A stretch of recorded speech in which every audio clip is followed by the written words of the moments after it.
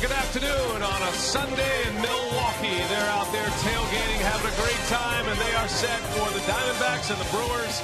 The third and final game of this series and the final game of this opening homestand. The Brewers trying to hit the road with a win today. It's Nori Aoki bobblehead day here at Miller Park. And a packed house ready to see a matchup of a couple of aces. There's Nori Aoki. Said it was an honor to have a bobblehead. He's got it here today. Hi, everybody. We welcome you from Miller Park alongside Bill Schroeder. I'm Brian Anderson. Great to have you with us today as we get set for the final game of the series. The Brewers trying to go out with a win, Rocker. They're going to give the ball to Yovani Gallardo, a guy who has never lost against the Arizona Diamondbacks. Yeah, and for 7 years now, the Brewers have handed the ball to Gallardo in big games. Right now, looking to break a 4-game losing streak. The Brewers are 9-0 with Gallardo on the mound against the Diamondbacks. That includes a couple of playoff victories. But Gallardo in his first start, a little bit shaky, didn't have much of a curveball, still was able to get through 5 innings, gave up 3 runs against the Colorado Rockies. It's going to be very important for Yo to have that curveball working for him today. Gallardo against Ian Kennedy, both opening day starters, back up in their turn of the rotation. Stay with us. Craig and Davey coming back with you to look at the top hitter in the National League, Gene Segura. What a start he's off to.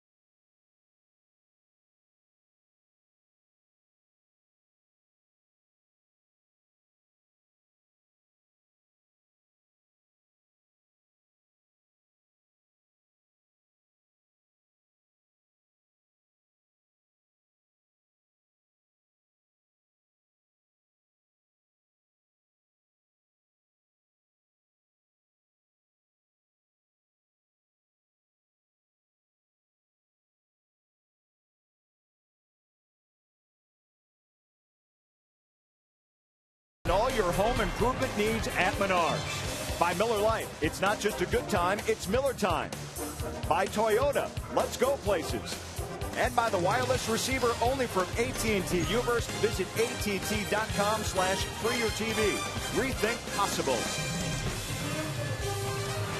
Nori Aoki, the Japanese sensation, second-year Brewer, signing some autographs on his bobblehead day today. And you see the Brewers wearing those gold home jerseys, trying to break their losing streak, which is mounted at 4 games right now. Hi, everybody. Craig and Davey back aboard with you.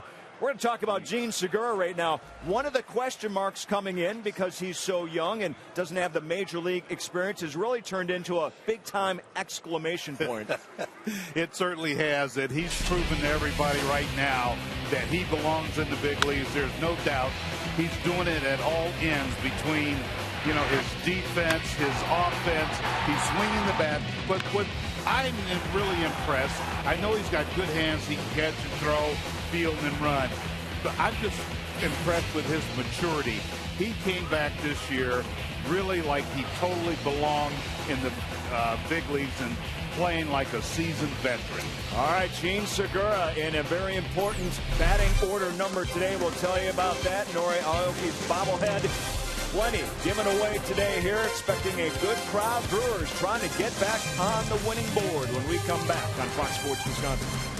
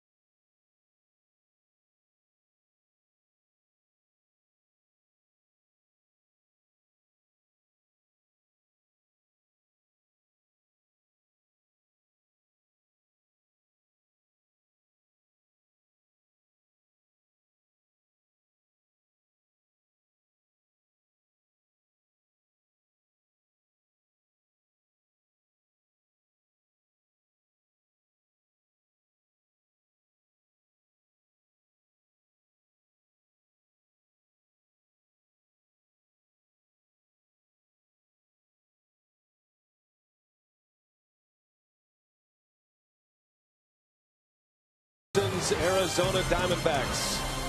And Arizona's won the first two games in this three-game series. They're hoping for a sweep. They're hoping to do something they've never done before. That's beat Yovani Gallardo. Kirk Gibson's batting order today brought to you by Piggly Wiggly. Gerardo Parra leads off. Martin Prado, then Aaron Hill. Middle of the order is Miguel Montero, Paul Goldschmidt, then Jason Kubel. Eric Chavez starts at third base. Cliff Pennington at short. Ian Kennedy on the mound. It's the same batting order that Gibson had in yesterday's game. And Gallardo is on the mound. Rock, this will be start number 2 for him. So in start number 1, giving up 3 runs to the Rockies in 5 innings. Yeah, really didn't have his good stuff, but he's a battler, and he did battle his first start against Colorado in a game that the Brewers won in 10 innings. But Gallardo 6-0 with a 1.02 earned run average in 7 starts against Arizona, looking to snap the Brewers' 4-game losing streak. And let's check the defense behind Gallardo. It's brought to you by Menards. Logan Schaefer getting his first start of the season. He's in left field. Gomez in center. Aoki in right. An infield of Alex Gonzalez, Gene Segura, Ricky Weeks, and Yuni Betancourt. And Martin Maldonado will get the call behind the plate today and rock his second start behind the plate. He and Lucroy sharing time. Lucroy getting 2 starts to Maldonado's 1. But he and Gallardo made a pretty good team last year when they were together. Well, and again, day game after a night game, you have 2 catchers that are capable of getting the job done. And, the success that, as you mentioned, those 2 had last year, and that's why they're in there today.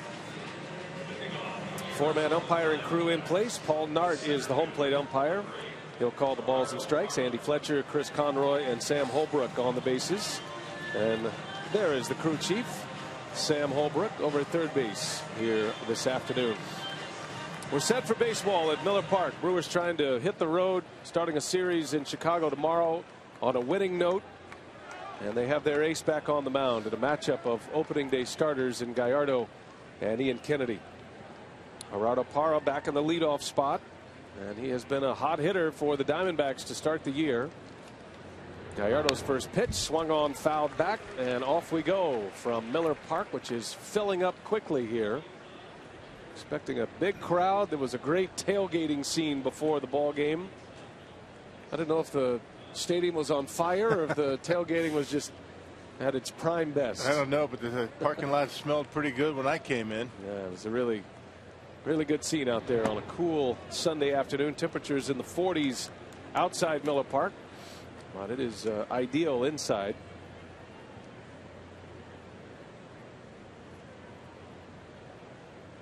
Brewers won on opening day, the last day game they played against the Rockies.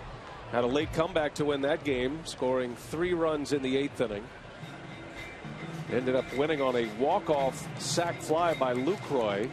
That was last Monday, and they have not won since. They've lost 4 straight. And trying to end this opening homestand after all of the injuries. Some struggles on the mound from the starting rotation. Trying to finish with 2 wins and 4 losses to get the season started. Well, maybe the gold jerseys will help. It's always a good look. They broke these out last year, and they've quickly become a fan favorite. And word is they're going to be using the gold jerseys a little bit more often this year. Good look. Parra dribbles one foul, and the count remains at 2-2.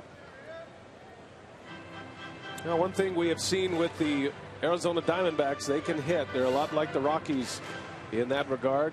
Pretty balanced up and down their lineup. Kirk Gibson has a lot of weapons he can go to. He's got a good bench. And another double-digit hit attack yesterday for Arizona. Diamondbacks hitting .286 as a team coming into action today. So they've been swinging the bats in the first week. Parra out in front, little flare right to Segura, and that's the way the day begins for Yovani Gallardo. Yeah, the Brewers will return next week. A road trip coming up, so getting in some final tailgating. But the sun has popped out outside Miller Park. Hardy fans here in Milwaukee, all of Wisconsin. There's a heat wave for the folks here at Miller Park. You like to see some sun and some opportunities to open up the roof. That'll certainly help the field out. Start to feel more like summer. Prado on the first pitch. Betancourt's back. He'll give way to Weeks. And the second out for Yovani Gallardo. A couple of outs in the air. And they've got to be very cautious with first pitch fastballs to this Diamondback lineup. They attack early. If they see a fastball they like, they're going after it. And that's what Prado did that time. Diamondbacks are hopeful to get a couple of pieces back. They are headed home after the game tonight. They start a series with the Pirates tomorrow. They'll have the Pirates and the Dodgers on their upcoming homestand, and off to a 4-1 start. Diamondbacks took 2 out of 3 from the Cardinals, their first series of the year at home, and have guaranteed themselves a series win here in Milwaukee this weekend. Here's Aaron Hill. Continues to swing the bat well. And if you've been with us throughout this series, the numbers jump off the page for Aaron Hill. He's played in 11 games in his career against Milwaukee. He's hit in all 11. And his first home run of the season yesterday has 3 runs batted in. They got a number of hitters in the Diamondback lineup that have hit the Brewers well throughout their careers. Jason Kubel, Montero has had good success. You mentioned Aaron Hill.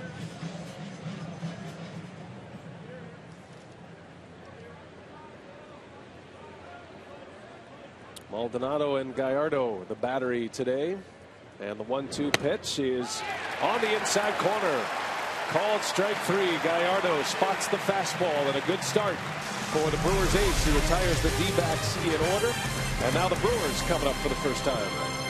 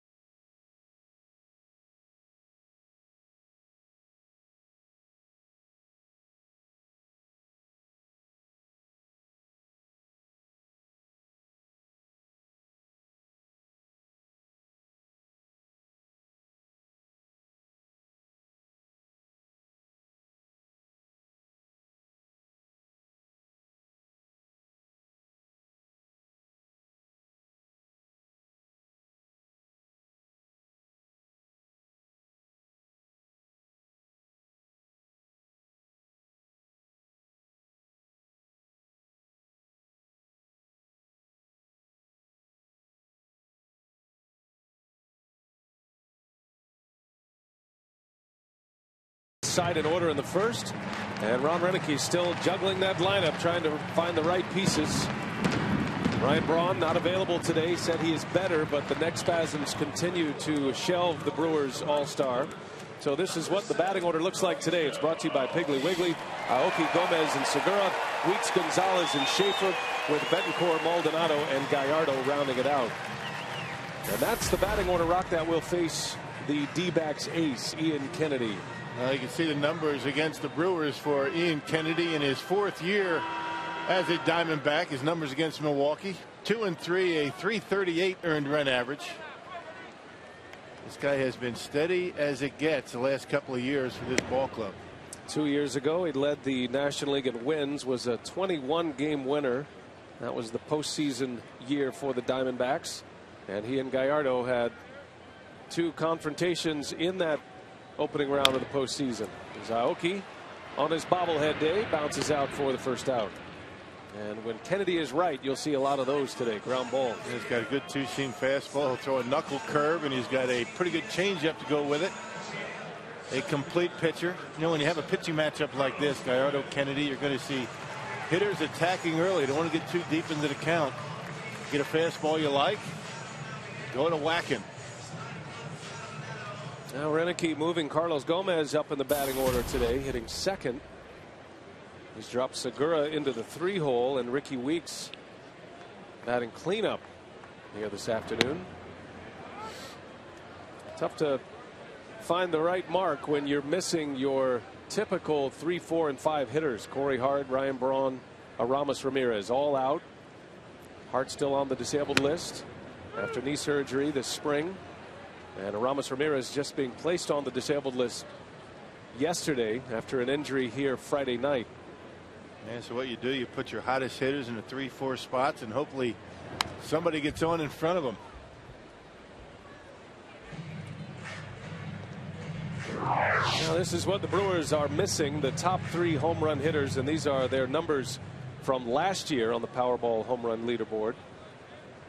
But Weeks becomes the big power threat, and Carlos Gomez had a career high with 19 home runs last year.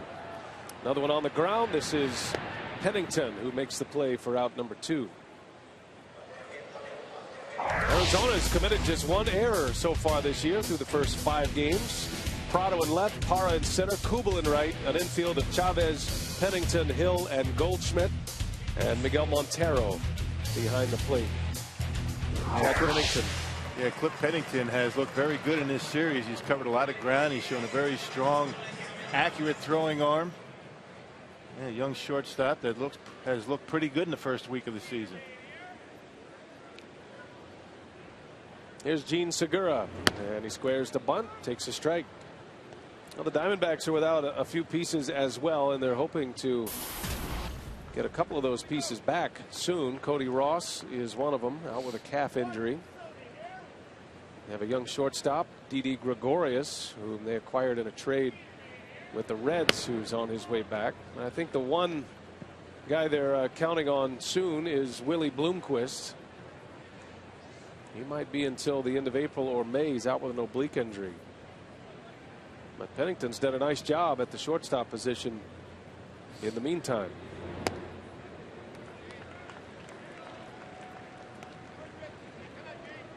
You always feel like you have a good chance to win if you throw Ian Kennedy out there on the mound. 36 and 16 combined last two seasons with the Diamondbacks.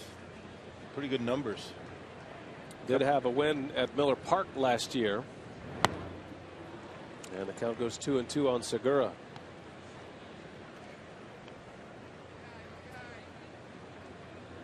Kennedy, like Gallardo, had a very good second half. Each struggled in the first half. It was a down season for Kennedy with an ERA over 4. See his numbers at Miller Park in his 2 starts. And he strikes out Gene Segura. So coming right after the Brewers, Kennedy on 11 pitches, 9 of them for strikes.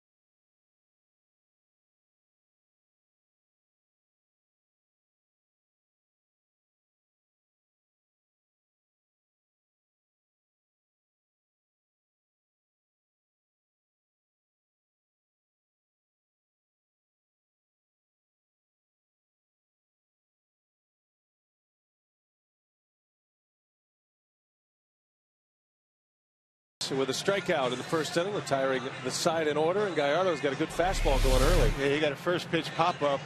Martin Prado with a 4-seamer up in the strike zone. Not where you want to put it, but he got the out with it. But here's a really good pitch from Gallardo to Aaron Hill, and a called strike 3 on the inside corner. Obviously Hill looking for something away. So good command for Gallardo early on with his 4-seam fastball.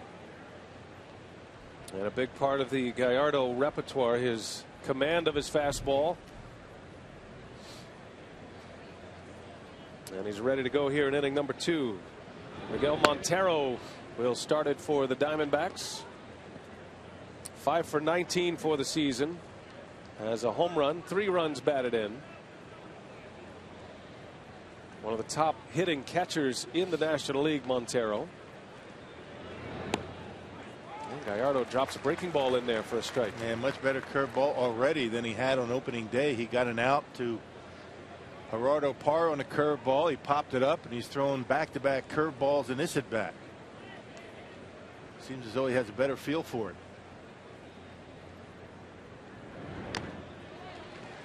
1-2 the count.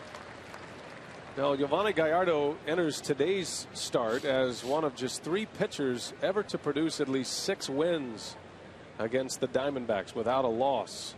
Tim Hudson Well, the Braves is 7-0 against Arizona lifetime. Gallardo is 6-0 in his 7 starts. And then Clayton Richard of the Padres also 6-0. Stellar numbers against this team, and the Brewers have never lost a game that Gallardo has started against Arizona. That's 9-0 now, and let's hope that trend continues here. There's Tim Hudson, 7-0 on a 1.33 ERA, pitching for the Braves. And Gallardo, that stellar earned run average of 1.02. Yeah, look at Clayton Richards, 6-0, but an ERA over 4. So apparently he's gotten some run support from his Padre buddies. 1 ball, 2 strikes on Montero, and a breaking ball, routine into left field. Actually, that's going to fall. Schaefer was playing deep. I beg your pardon. He got a late break on it. So Montero is aboard with a base hit. Schaefer getting his first start of the season in left. Man, a little jam shot in the left field, and you can see Schaefer taking a circuitous route. Finally decides to pull up and hold Montero to a single. I think if he keeps going, he might be able to make a catch. Schaefer is a very accomplished outfielder. Ron Renicky says he is one of the best defensive center fielders in the organization. A little bit out of position here in left field, but without Braun, Renicky wanted the left-handed bat in there. Schaefer getting his first chance.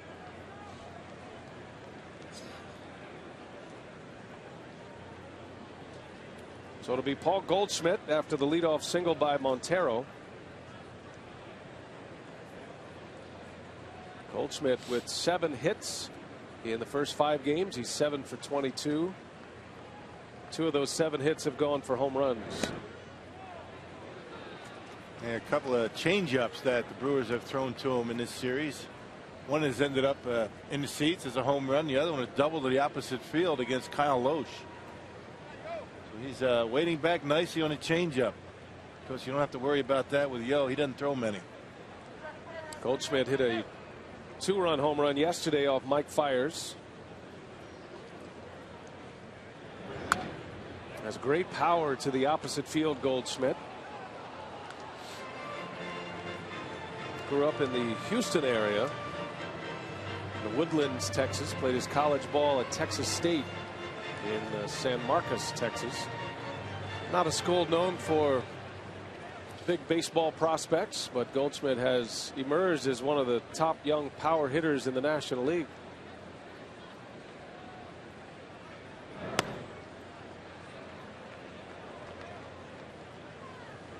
Three balls and a strike now on Paul Goldschmidt.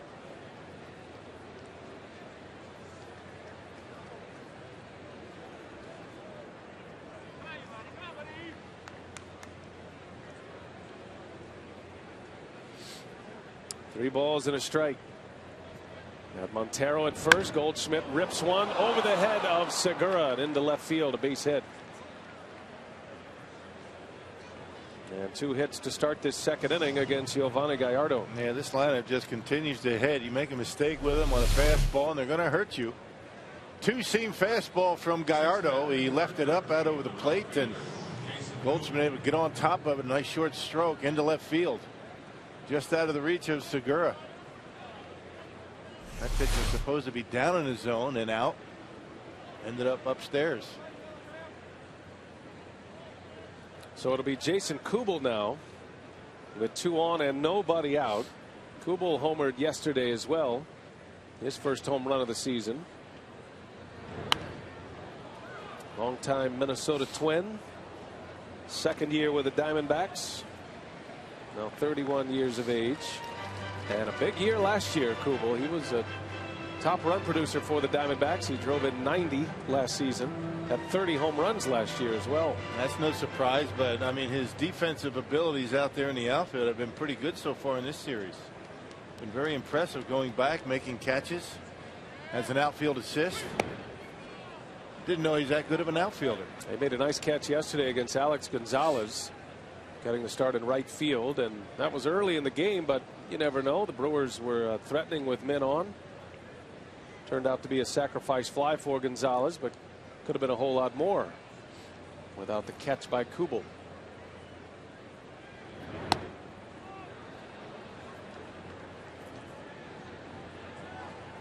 Well, a nice crisp first inning for Gallardo. 1, 2, 3 with a strikeout, but back-to-back hits here in the second.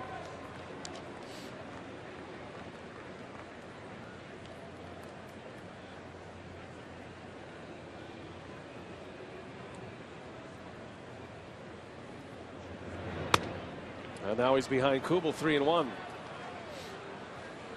you talked to Ron Renicky and Rick Kranitz. The biggest story so far outside the injuries has been the pitching staff, and there's been a lot of discussion about command and location. Brewers have been hurt badly with the home run ball as Kubel lines one to right. Aoki cannot get there, does knock it down. And the Diamondbacks can only go station to station, but 3 straight hits to start this inning, and the bases are loaded for Arizona.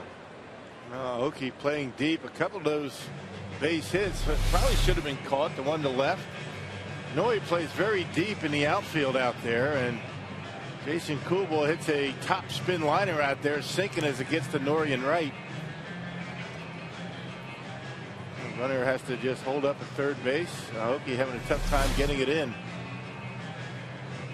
Big trouble early for Gallardo with the Brewers. The bases are loaded. All hit singles. Montero, Goldschmidt, and Kubel. And it's Eric Chavez now. Chavez made his first start in the series yesterday. Had a couple of days off, a scheduled off day, and then he did not play in the opener on Friday after being hit by a pitch in that 16-inning marathon against St. Louis on Wednesday. He got hit in the elbow. He had 2 hits yesterday.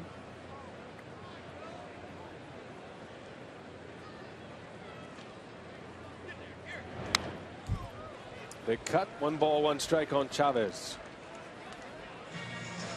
Chavez, an accomplished hitter. He's a pro. He's very tough in these situations.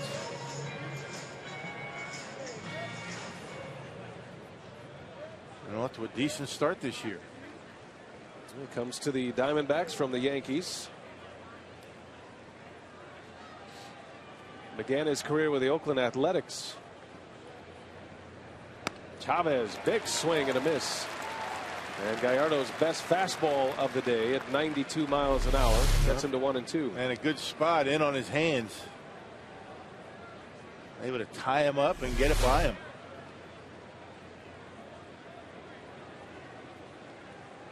Well, Gallardo typically sitting between 93, 94 miles an hour. That fastball velocity hasn't been there quite yet this season. Curveball in the air, slicing into foul territory, and Schaefer will watch it go in the seats.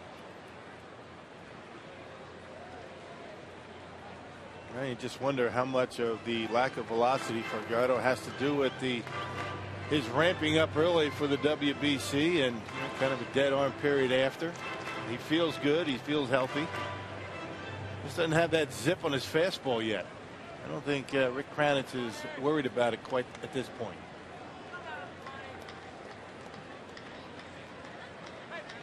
One ball, 2 strikes on Chavez. And a bouncer foul. Able to hang tough on the breaking ball. Back-to-back curveballs. Let's see if Gallardo and Maldonado try to come inside once again on Chavez. They got the fastball in on his hands a couple of pitches ago. Chavez coming off a nice year with the Yankees. Alex Rodriguez was injured. He ended up filling in very well for the Yankees last season. Hit .281 in pinstripes. And Gallardo just missed. 2-2.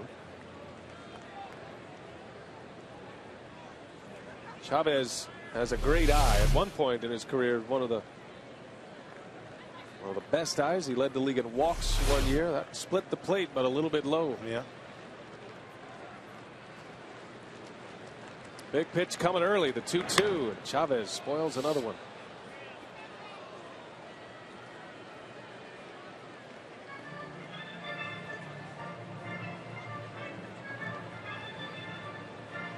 Now Maldonado out for a quick trip with Gallardo. He's seen everything that he has to offer Chavez. And except for that fastball inside, after getting a swing and a miss on that pitch, it's been a couple of curveballs and then a couple of fastballs away. Maybe Martin Maldonado trying to convince Yo to come inside. Brewers are set up for a double play ball. They will concede the run to turn 2. And a 2-2. Chavez lifts it in the air to left. Runner tagging at third. Montero. Schaefer's got a good arm. The catch, the throw on the money. Oh, what a play! A double play as Logan Schaefer guns down Montero. And not even close. You had the catcher running at third base. Logan Schaefer electing to go for broke and all the way in the air. Missed the cutoff man, but able to get a good throw, accurate throw to Maldonado and get the out. You can see the way he gets his momentum toward home plate, saying this is going all the way in the air. Throws a strike and they get him. Nice throw. Not even close.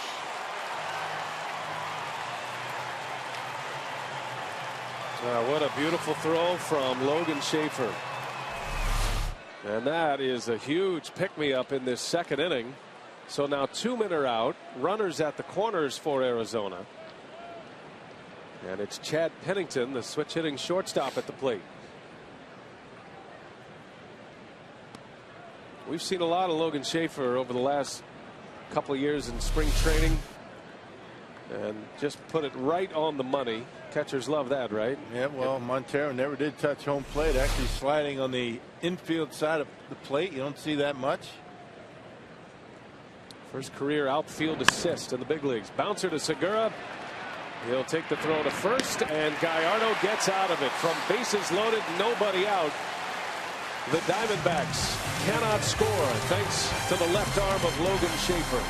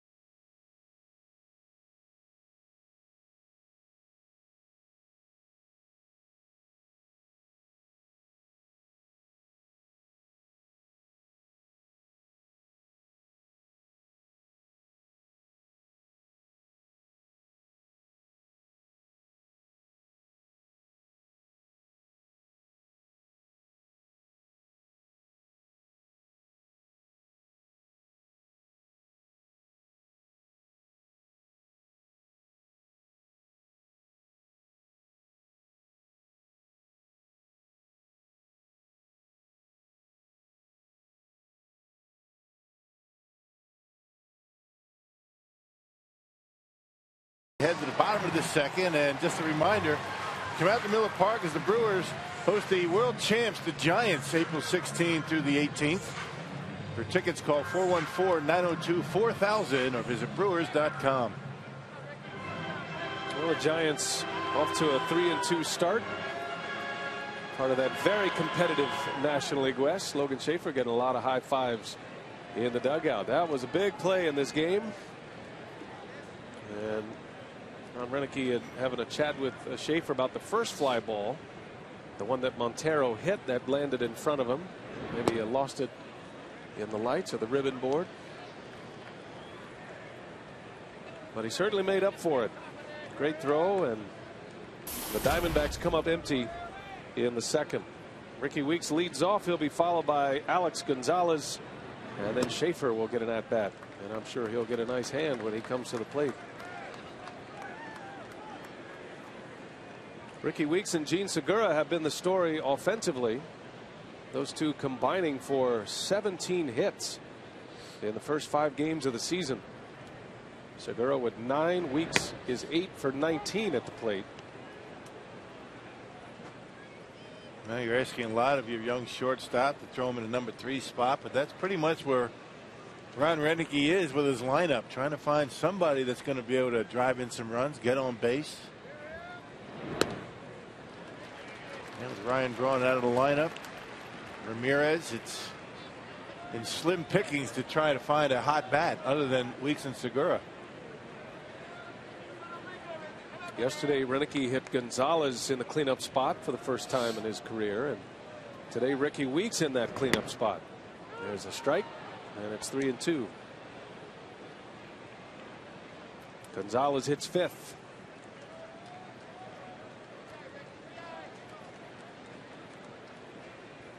Weeks has 2 hits in this series. He's 2 for 8, but he's hitting all 5 to start the season as Kennedy comes all the way back down 3-1 to strike him out.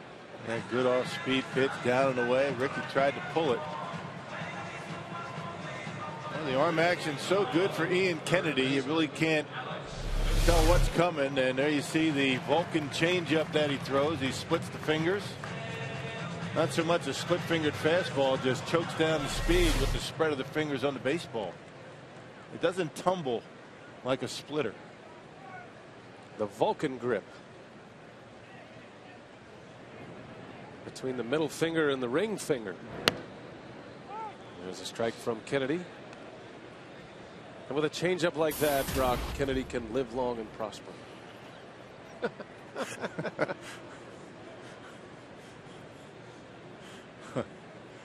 That was pretty bad. They're good.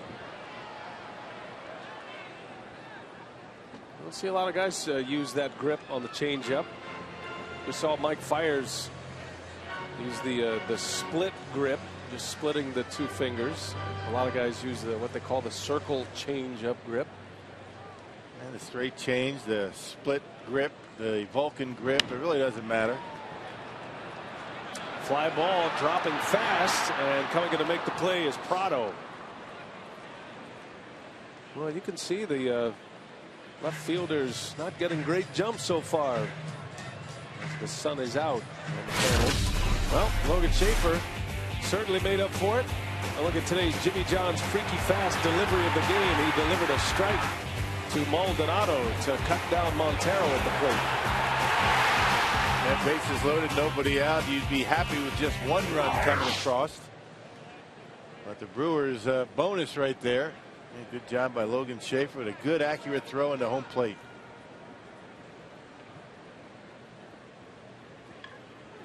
Schaefer has 2 at-bats this year. They have both come in pinch hit appearances and had a pinch hit single the other day. Twice he's been used as a decoy, where he was announced as a pinch hitter. The opposition brought in a left-hander, and then Schaefer was taken out. So he gets his first start of the year here today. This guy's a lot of fun to watch. We saw him all spring. He just does everything well on the baseball field. He's a good bunter. He's fast. You've already seen the great arm. And he is tied up by that Vulcan grip changeup of Ian Kennedy. 3 up and 3 down for Kennedy again.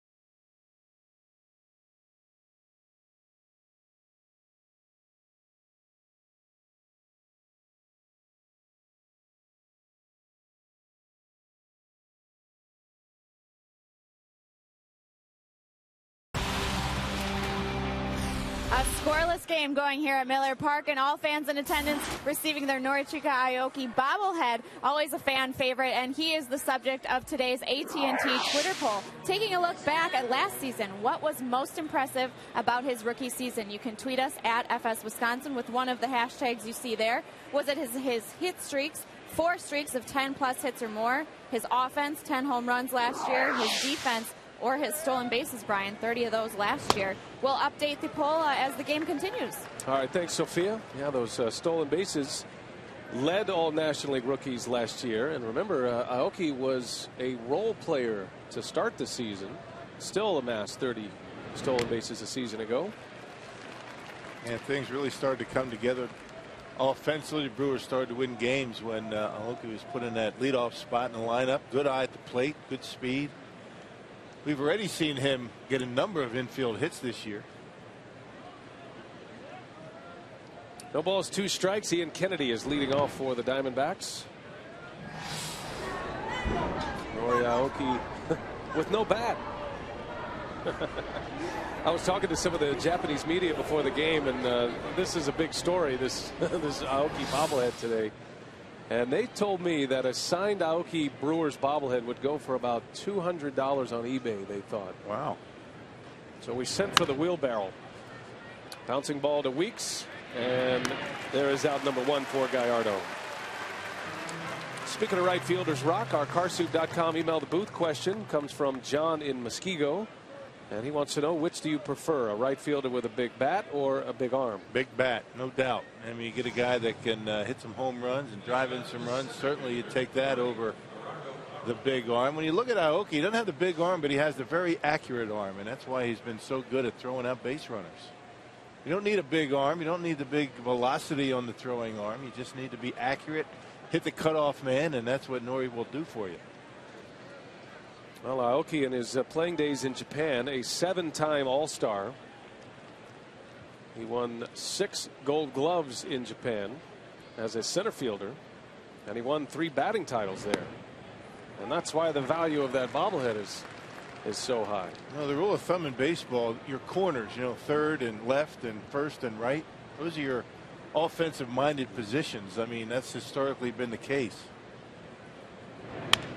Parra slaps one past Gonzalez, and thinking about 2, he will not challenge the arm of Logan Schaefer. Well, this guy is a hitting machine right now. He leads the National League in hits through the first week of the season. That is his 12th. And he's done a very good job of taking the baseball into left center and down the left field line. We've seen a number of hits in that direction. Look at this, drawn in infield, Gonzalez on the grass and shoots it right by him. 12 hits already. This is his 6th game. Had a 4-hit game on opening day against the Cardinals, and he's kept that pace going. And now Martin Prado with a man on, 1 out. There's a strike.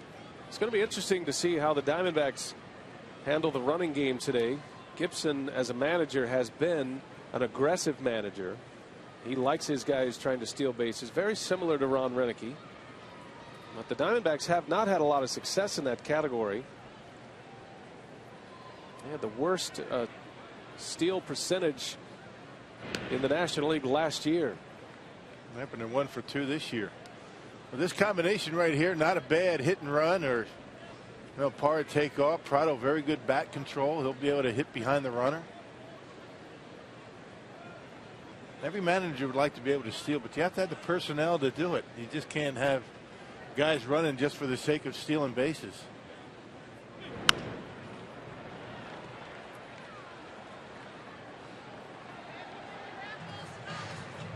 Maldonado behind the plate for the Brewers has an excellent throwing arm. He's one of the top defenders behind the plate. Always has been. The Brewers have always loved his glove and his defense, the way he handles the pitching staff. And if you range too far off the bags, he'll pick you off. I always tell when a catcher has a good throwing arm when he uses it a lot of pickoff attempts. Prado takes one outside, ball 1. Didn't miss by much. Yeah, Maldonado is under the tutelage of the Molina brothers. And he and the Molinas are all very close Puerto Rican catchers, especially Yadier Molina, the best catcher in the game right now. It's not a bad group to call on when you need advice. And that group of players, they spent a lot of time together in Puerto Rico in the offseason. Maldonado was on that Puerto Rican WBC team. He didn't catch. He did play first base on a couple of occasions.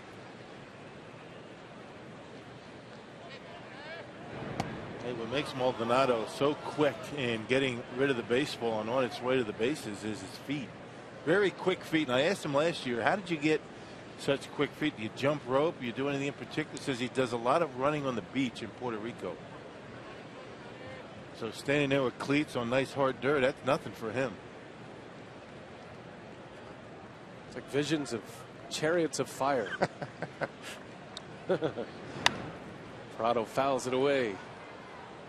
Can you just hear the music? And there's Maldonado running down the beach. And not exactly what you would expect of a long distance runner. I don't think he does so much of that. Wind sprints, perhaps. You can imagine seeing Maldonado in his Brewer shorts and shirt doing wind sprints on the beaches of Puerto Rico. Have to send a camera there next offseason. Capture that image. I'll be glad to go. Yeah, we'll go. Sign me up. 2-2 to Prado. And a bouncer. Nice play, Betancourt.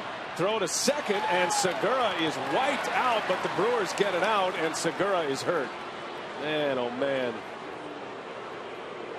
Well, that did not look good. The throw was a little bit up the line, and Segura was in a vulnerable position.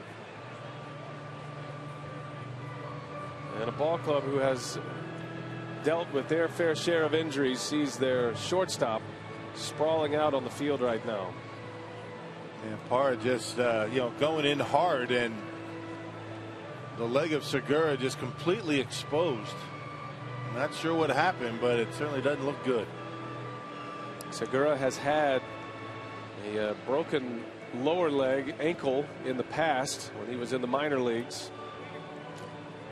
He actually wears a rise in his shoe. One leg is shorter than the other, and because of that injury.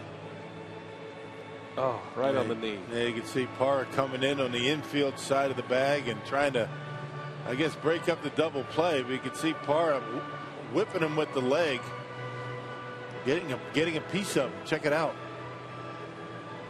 Going right after him. It's a clean slide, good hard baseball, but Gene Segura pays the price. It looked like knee on knee right there. And you got to remember, Betancourt is not an experienced first baseman. Fumbled with it just enough, and Segura trying to walk it off. That's a good sign that athletic trainer Dan Wright has allowed him to try to walk it off here. Well, it depends on what the actual injury is. I mean, you can walk off, a knee to knee from time to time, but it looks like he's going to be all right. Boy. Just to see him run is a wipe of the brow.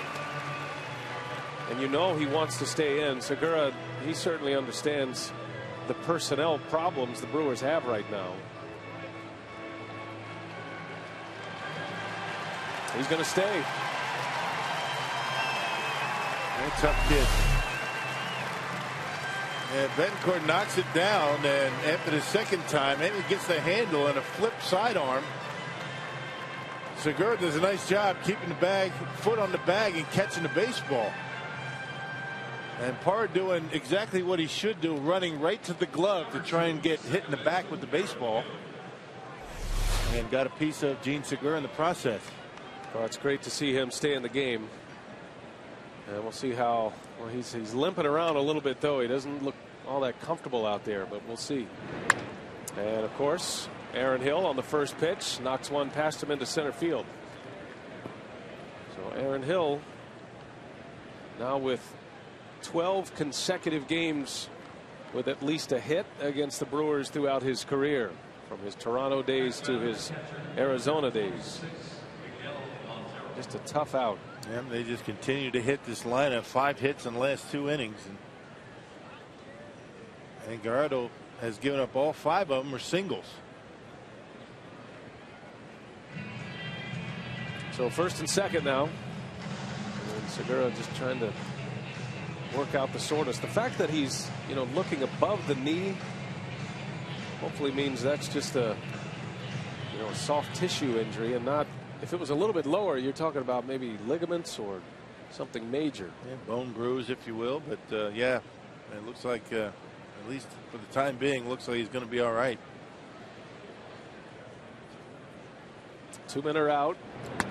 Gallardo has given up 2 singles in this inning. 3 in a row last inning. Montero, Goldschmidt, and Kubel.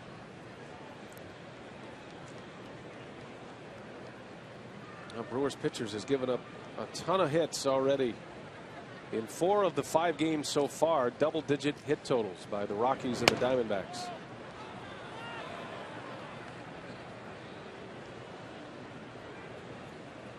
So all the talk about the injuries in the lineup, Ron Renicky redirected the conversation back to the pitching staff, and specifically the starting pitchers, hoping for a big turnaround the second time through the rotation.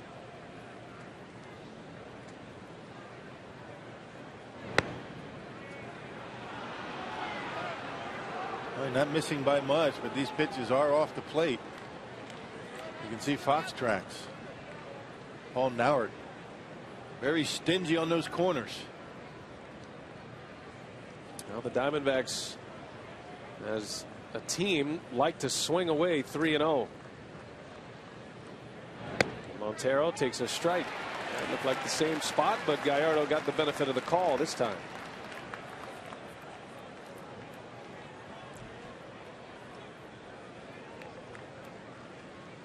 Two on, 2 out. Scoreless game. Although the Diamondbacks have threatened in a big way the last 2 innings.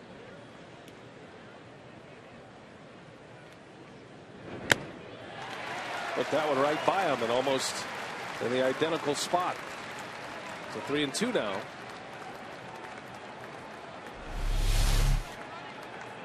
Yeah, Gallardo didn't want to walk him. Gave him a pretty good pitch to hit. Outer half, and he came up empty. Both runners will get a head start with a pitch. Prado at second, Aaron Hill at first. Dangerous hitter at the plate. There they go. The pitch is upstairs for a ball. He tried a breaking ball, and Montero draws the walk. Yeah, pretty much all you have to do is drop that one in the strike zone. You figure Montero was going to take it. Sitting fastball, just missed upstairs with the curve. So the first walk issued by Gallardo. He's given up 5 hits and a walk to the first 13 batters he's faced. And now Goldschmidt, who singled off Gallardo in the second. For the second consecutive inning, the bases are loaded for Arizona.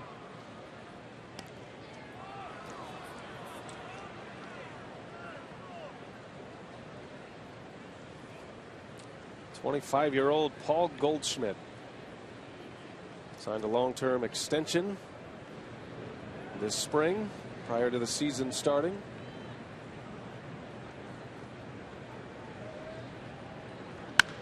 Hard hit ball back up the middle. A base hit for Goldschmidt. In to score Prado. Here comes Hill, and he will score, and it's a 2-out 2 RBI single for Paul Goldschmidt, and the Diamondbacks lead 2-0. Yeah, Goldschmidt already with 7 RBIs on the season. And a 2-seam fastball. Yo tried to get it down in the strike zone. He got his ground ball, but unfortunately right back into center field. So the Diamondbacks take a 2-0 lead. Goldschmidt now with 5 RBIs in the series, and now 5 hits in the series. He's 5 for 10. Jason Kubel with 2 away. 6 hits already for Arizona.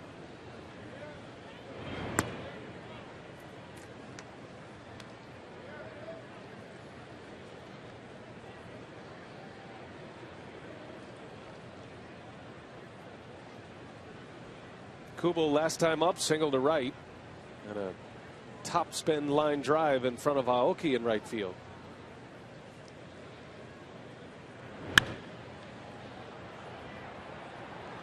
Count evens at a ball and a strike. Great to have you with us this afternoon. The Brewers and the Diamondbacks live from Miller Park, Milwaukee, and a big crowd on hand to see this one. Final game of the series. Sophia Minert, Mark Concannon, Brian and Bill here in the booth. Our game produced by Wave Robinson, directed by Kevin Schenk this afternoon. On Nori Aoki bobblehead day. The 1-1. Strike called. 1-2 the count.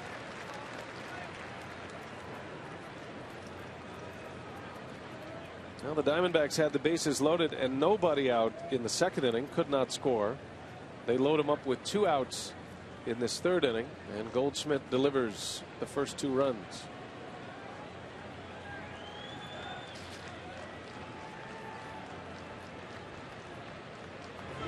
Kubel swings and misses. Best curveball of the day for Gallardo. He needed it. A strikeout to end the inning, but Arizona has a 2-0 lead.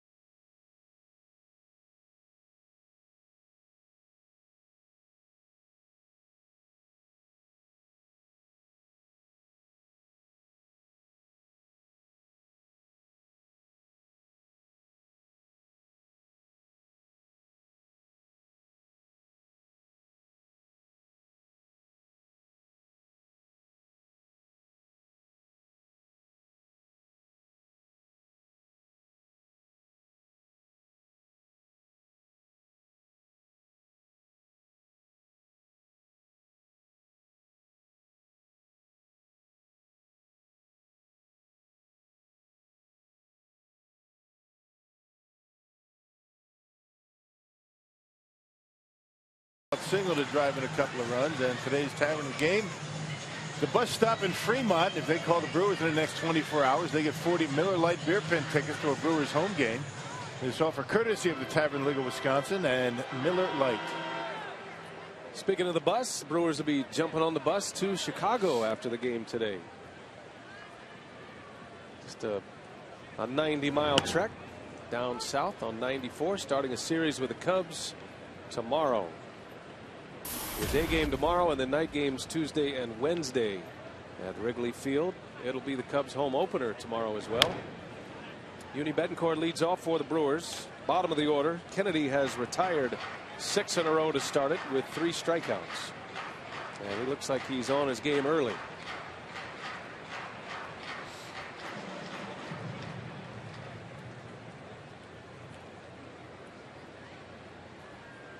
No balls and 2 strikes on Betancourt. Fouls it back. Keeping an eye on Gene Segura in that Brewers dugout. Involved in a collision last inning. He's going to try to remain in this game. And he's at the part of the batting order where he can head back, get a little treatment on that. What looked like the lower thigh or lower quad. Right above the knee. Those things have a tendency to stiffen up if you don't keep them active. Probably in the dugout, you go up that tunnel. There's probably an exercise bike. Keep it going and keep it warm. We were just talking about that yesterday, and the Brewers made a move yesterday as they put Aramis Ramirez on the disabled list. they brought up Josh Prince, who can play short, even though the Brewers, it would appear, have a number of shortstops on their roster. 3 of them, as a matter of fact. As Betancourt goes into the gap in left center, that'll fall a base hit. And the first hit for the Brewers against Kennedy comes to lead off this 3rd inning. Yeah, hit it just like it was thrown. A little off-speed pitch. Betancourt looked like it was off the end of the bat. It was, and just kind of dumps it out there into left center for the first base runner for Milwaukee. And Kennedy left that one up just a little bit, that knuckle curve. Or that spike curve, if you will. So here is Maldonado now. First time Kennedy has pitched out of the stretch. Maldonado made 1 start. He started the finale of the Rockies series and was 0 for 5. Actually 0 for 4, and then he had another at bat yesterday.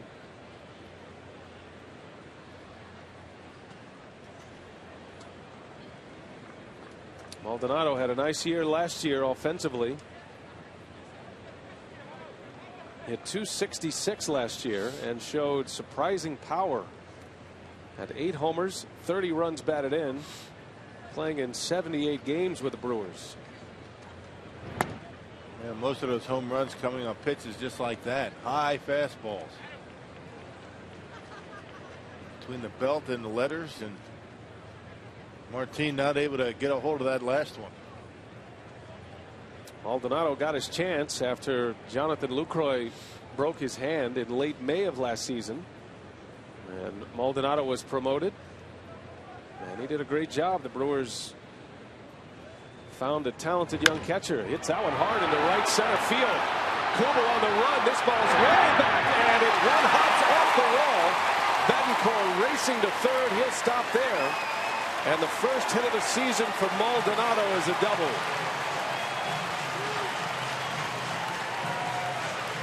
Now that had to feel good for Maldonado. A fastball that was right down the middle. Kennedy got it down in the strike zone for him, and he just drove it over the head of Jason Kubel. There you see it. A lot of the plate. Good pitch to hit, and Maldonado did not waste it. And one hopping off the wall. Betancourt ends up at third base. Yeah, Uni might have thought that might have been out. Just make sure the ball wouldn't be caught, and down by 2. Don't take any chances. Back-to-back hits. Runners at second and third with nobody out, and Gallardo coming up. A very good hitting pitcher at the plate. Gallardo has a career batting average coming into play today of .205. And what he considers a down year last year. Gallardo won the Silver Slugger Award, which is given to the best hitter at that position back in 2010. That was the year he had .254.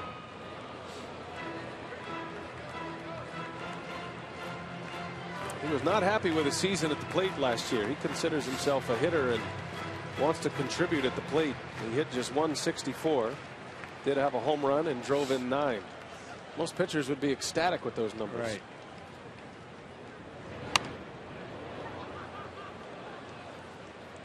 He's a complete athlete. He feels as though every time he grabs a bat, he should do something to help the club, as you mentioned. And in this situation, you want to make contact. Infield's back. You hit one up the middle, and you got to run in.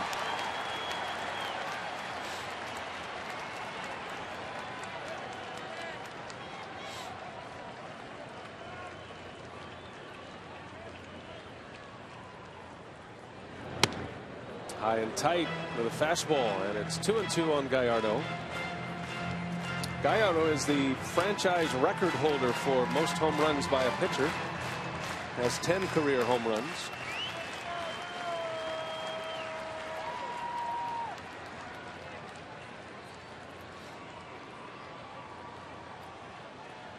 And Montero is on his way out to chat with Kennedy. As we send it down to Mark Concannon. B.A. Ron Renicky told me this morning some of his hitters are pressing a bit right now because they're off to slow starts, and that doesn't help with 3 of Renicky's best hitters out with injuries. But the skipper says pitching is his big concern. He says his staff has to start getting ahead of hitters and stop throwing balls down the middle. He feels if that happens, the team, even with the injuries, has enough pop in the lineup to scratch out some hits and be successful. All right, thank you, Mark. And Gallardo able to lay off. And that's certainly, you know, this is a game. It's not like football. You can't play it amped up. You have to apply the less is more theory. And certainly the entire roster is feeling the burden of the big run producers out of the lineup. And certainly the pitchers are as well. But you got to play this game relaxed. So somehow you have to find that sweet spot. Everybody talking about the injuries, but it really shouldn't have much effect on pitchers finding their location, but they have not been very consistent in doing that.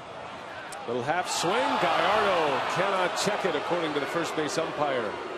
Andy Fletcher rings him up, and Gallardo is a strikeout victim.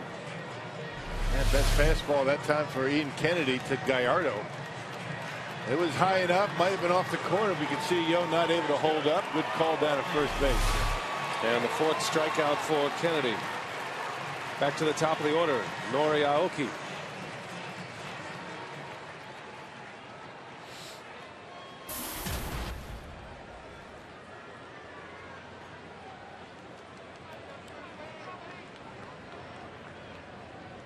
Runners at 2nd and 3rd with 1 away now. And Kennedy misses high and outside. Aoki always wants to deliver in a spot like this, but especially on his bobblehead day. And these opportunities don't come around very often against a pitcher like Kennedy. Into center field, well hit, back is Parra, and it's over his head. 2 runs will score. Aoki into second with a double, and we're tied at 2. And surprising power. Aoki has been driving balls into left center and into center field. This one over the head of Parra. He surprises you with his power. 2-seam fastball, left it up, and Aoki able to drive it deep into center field, and 2 runs in. They continue to play Aoki very shallow in the outfield. Not sure how long that's going to last if he keeps driving the baseball like he has. Well, a big hit for an offense that has been sputtering. And we're all tied at 2 as Aoki drives in a pair. Now 3 RBIs for the year, and that brings up Carlos Gomez. 3 hits in the inning.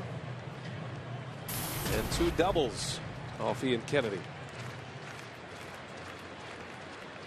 Gomez bounced out to short his first time up.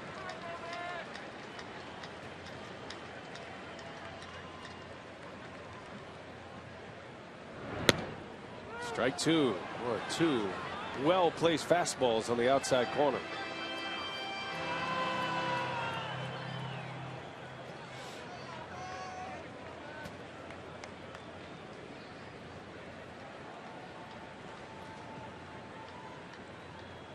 See what Kennedy has in mind here. 0-2.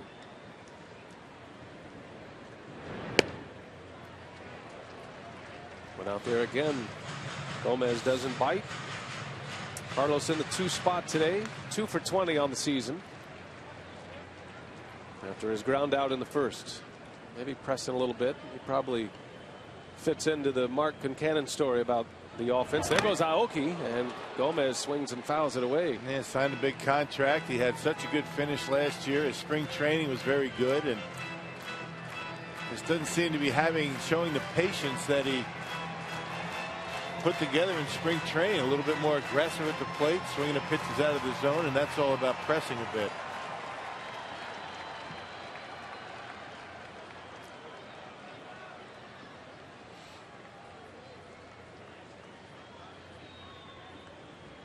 Gomez to third, and Chavez goes to second, and the out at second base. Eric Chavez, a former Gold Glove third baseman. Not sure who had a better play there, Chavez or the second baseman Hill, to get over there at second base so quickly. Well, he was shading up the middle. Hill on his horse over to second base, and very bad base running by Nori to get caught off of second base. Well, you can't do that. Ball hit in front of you. You got to go back. Chavez recognized it very early, and that was an easy out at second. That cuts down the lead runner. Chavez has won a Gold Glove 6 times in his career, all with the A's. This is a very good Arizona defense.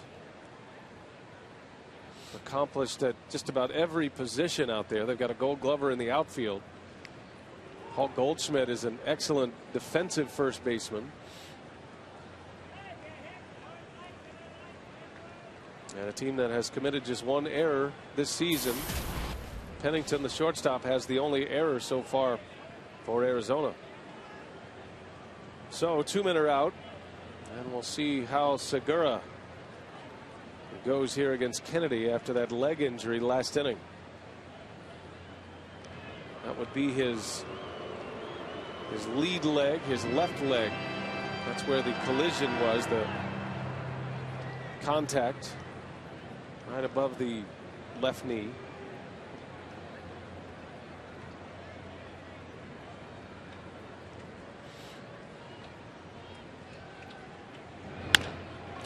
Segura to short. Pennington goes the easy way, and that will retire the side. But the Brewers get 3 hits, a couple of doubles in the inning. Betancourt started it with a single. Maldonado bounces one off the fence, and Aoki drives him home. 2-2. We're all tied.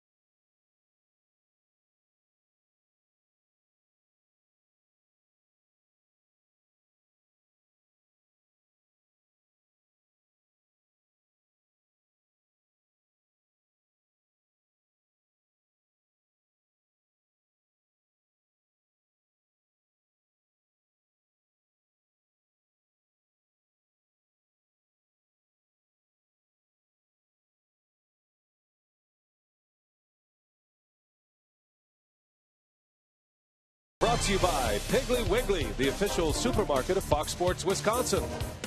And by Marshfield Clinic. Don't just live, shine. All tied at 2. Aoki with 2 RBIs and a bit of a base running blunder after that double. But we're all square again as we head to the 4th. The Brewers answering a 2-run Diamondbacks third with 2 of their own in the bottom of the 3rd. And now Gallardo back to work. Eric Chavez leads off. The man who cut down Aoki at second base. Little jam shot to Weeks. And Gallardo has one gone in the 4th.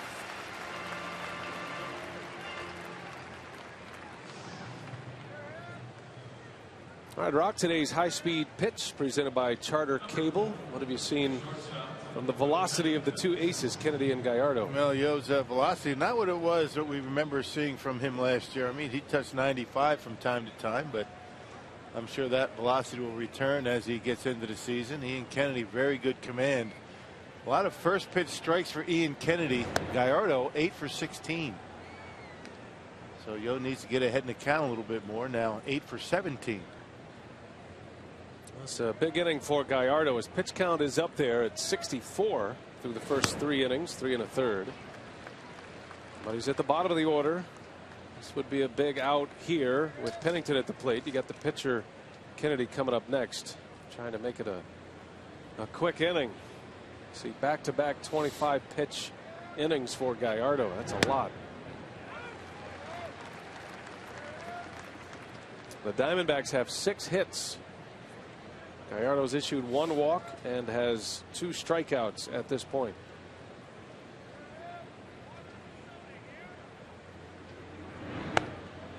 Pennington, did he go? No, he didn't, says Sam Holbrook. That's the crew chief over there. That was close. Pennington able to check his swing.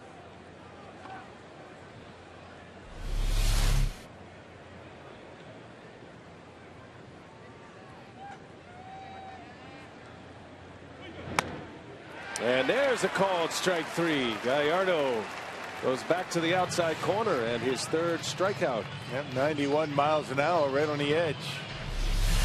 Now this might be your low pitch inning for Gallardo. He's able to get through Ian Kennedy, the pitcher.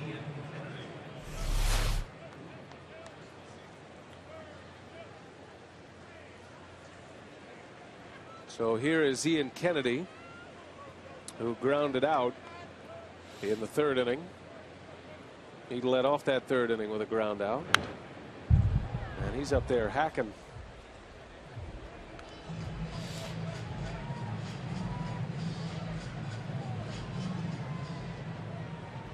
Kennedy, a career 136 hitter. Had just 4 hits last season. He was 4 for 51. Another bouncer to second base. And that's the kind of inning Gallardo was looking for. That's a 9-pitch inning for Giovanni Gallardo. 3 up and 3 down. We head to the home 4th.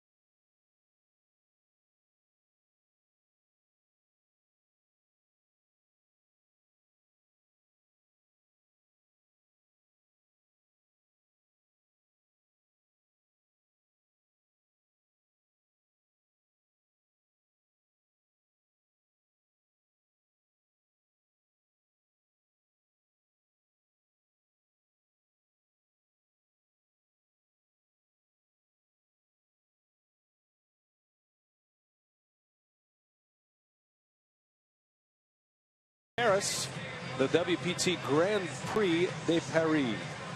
Join us tonight. 6 great players chase history and more. Over $500,000 in first place prize money in the City of Lights. And every game day here at Miller Park, the Brewers Community Foundation proud to feature the 50-50 raffle. Proceeds from the 50-50 raffle support nonprofit organizations in the areas of health, education, recreation, and basic needs. Get your tickets today. You can purchase the ticket for $2 through the 4th inning every game day here at Miller Park. Raising a ton of money for the Brewers Community Foundation. Well done. Sound like an auctioneer. 2-2 game. Ricky Weeks leads off. And there's strike 1 from Ian Kennedy. I like that 50-50 raffle. I always see them before the games. They're in the bright orange. There's always a happy t-shirts. fan every night. Win half of that money. Ricky Weeks skies one to right center. Jason Kubel makes the catch for out number 1. I always feel bad, those folks with the orange T-shirts come around and come in front of us and ask if we want to buy a ticket. I guess we could donate. Yeah, you're not eligible. We can't win. Right. Doesn't mean you can't whip out, though. And, right, that's what I'm saying. $2 here or there. Yeah. Go to the hip. WrestleMania tonight, Rock. They're getting ready. Those are outstanding masks with the Brewer logo. Yeah. That's big league. Nice touch.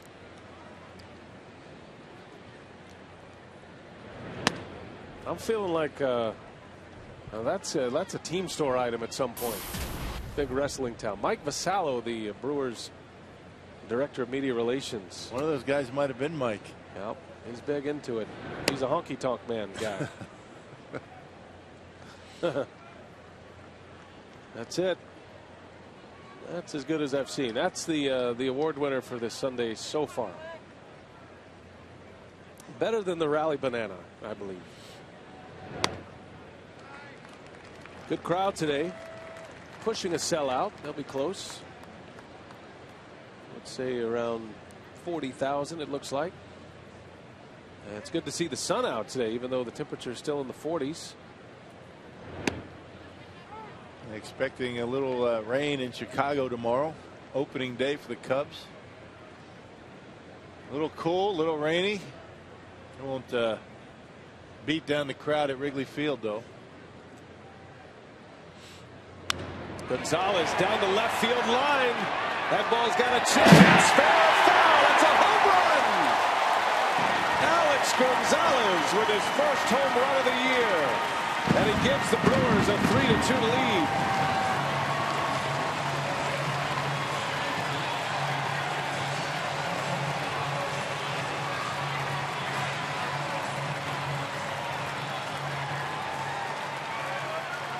Well, they talk about buggy whipping a fastball in. How about that? A la Jim Gantner. Check this out. Fastball in off the plate. He just throws the hands at it and keeps it fair. You see the way those hips opened up? The knob of the bat leads the barrel, and he keeps it just fair inside that foul pole.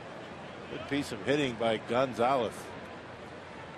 Now the Brewers now with 5 home runs for the season as Schaefer drops down a bunt. He is excellent bunting the baseball. And a good try following the home run. Two-seamer and got it inside, but Gonzalez apparently waiting for it and hits it hard right down the line. Didn't have time to hook foul. That's got to feel good for Gonzalez. First of the year after missing most of the season with an injury last year. That knee injury Gonzalez suffered was in early May in San Francisco last season. Had 1 month of big league baseball, and there was some concern that it would take him a while to get his timing back, his rhythm at the plate, not facing big league pitching for an entire season.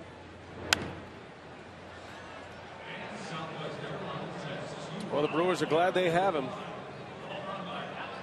And they certainly did not think Gonzalez would come to Milwaukee and be a bench player, but there were no starting shortstop jobs available for him. And what a key member of the team he is right now, filling in for some injured Brewers. First Corey Hart and Matt Gamble, and now Aramis Ramirez over at third base. Yeah, signed him to maybe play him 2-3 times a week, but Gonzalez is in the lineup every day. Made his first ever career start at third base 5 days after making his first ever career start at first. Schaefer pulls one over to Goldschmidt. And there is out number 2.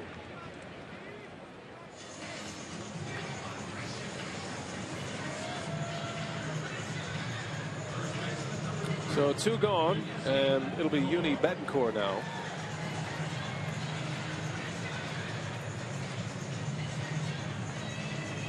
interesting.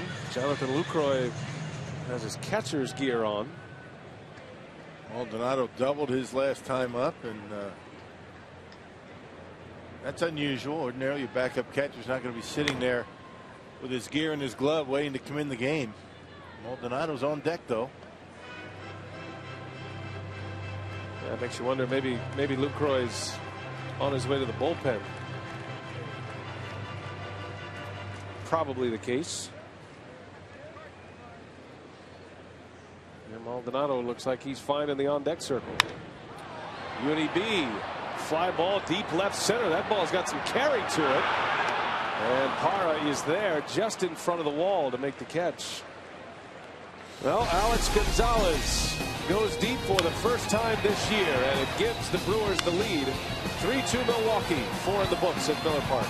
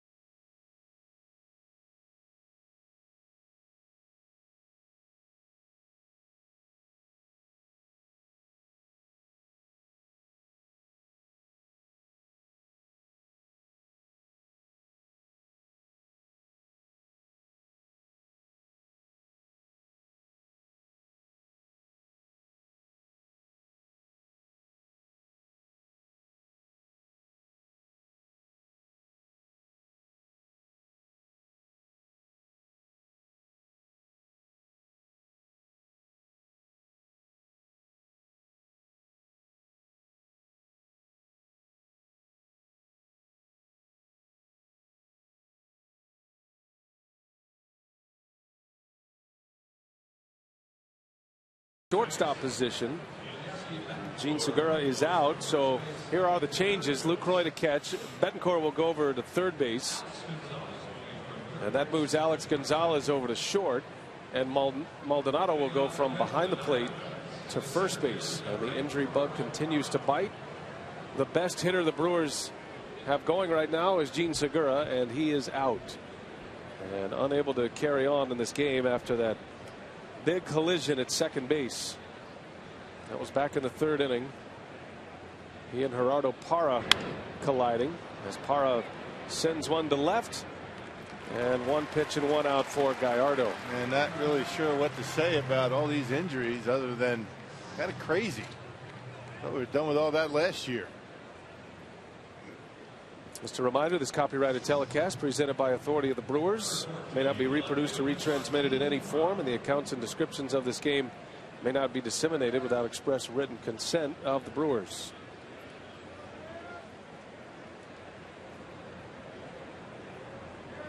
Well, the Brewers, you think about it, lost Gamble before games began this spring. Corey Hart, knee surgery. Gamble re-tearing the ACL. Ryan Braun was a late scratch with a neck injury 2 days ago.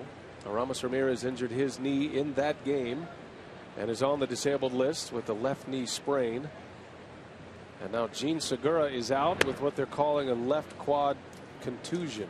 Yeah, certainly nothing you would expect to be serious, maybe day to day. Get some treatment on it, make sure you minimize the swelling. Ron Renneke asking Rick Cranach, can you play in the infield? Here we go. It was a good play by Betancourt. He smothers it, and then they flip throw, and Gerardo Parra went right into the leg of Gene Segura. It was a clean play. Looked like knee to quad, and The young man tried to stay in the ball game and just couldn't continue. Bouncing ball to Gonzalez, and like he never left the position. Smooth as it gets at short. He has not taken a ground ball at shortstop in batting practice all season, so he's playing there. Hey, a ground ball is a ground ball, right? I mean, the guy's been around. It's not like you have a first, second year guy trying to do all this. And if you would have asked somebody to do that, Alex Gonzalez would be the perfect guy to do it. Former Gold Glover. And one of the great shortstops in the league for many years with a number of different teams. Think about this. Entering this season, Gonzalez had played no other defensive position in the major leagues besides shortstop. Had over 1,500 games at the shortstop position. And this is his first inning as a shortstop this year. He's been playing first and third. Well, Renick's had to be very creative. And he's glad he has some versatile pieces that he can move around as Aaron Hill sends one to left center, playable for Schaefer, and another quick inning for Gallardo. The Brewers gave him the lead. He comes back out with another 3-up, 3-down frame.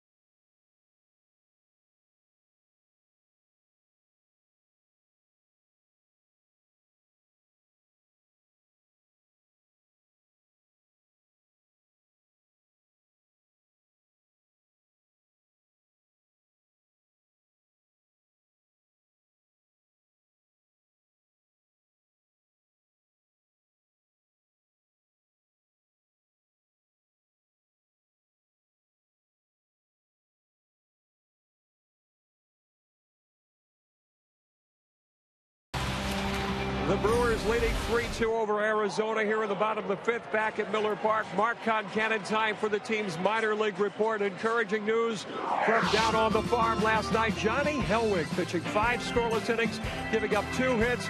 Nashville beating New Orleans 6-0. Hellwig, a 6'9" right-hander, retired the first 11 batters he faced in his AAA debut. Hellwig and Gene Segura, 2 of the players acquired in the Zach Greinke deal. And so far, guys, they're showing lots of promise. Yes, they are, as Maldonado lines out on the first pitch. So 1 away for Kennedy. We saw a lot of Johnny Hellwig this spring, and he looks like he's got some star potential to him. Yeah, mid-90s to upper 90s fastball, big tall kid, and very impressive, throwing hard, throwing strikes down in spring training. 1 pitch and 1 out for Kennedy. Kennedy giving up 2 in the third, a 2 RBI double by Aoki, and then Alex Gonzalez with a home run to give the Brewers the lead. Now Gallardo taking a big rip.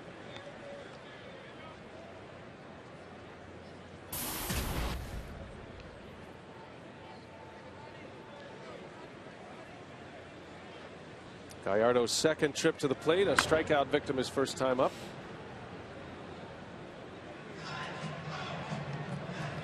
I want to say hello to the Brickle family. They're watching the ball game today.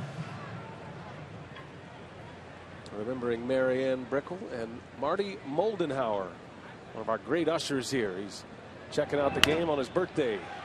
Gallardo down the line, smothered over at third base by Chavez. And a base hit for Gallardo. Infield hit for the Brewer pitcher. Well, Yo running hard down that line, sniffing base hit. Chavez off the line a little bit. Yo right over the bag. And even had Chavez been able to come up with it, no throw on Gallardo. Don't pull anything, Yo. Take it easy. Take it easy.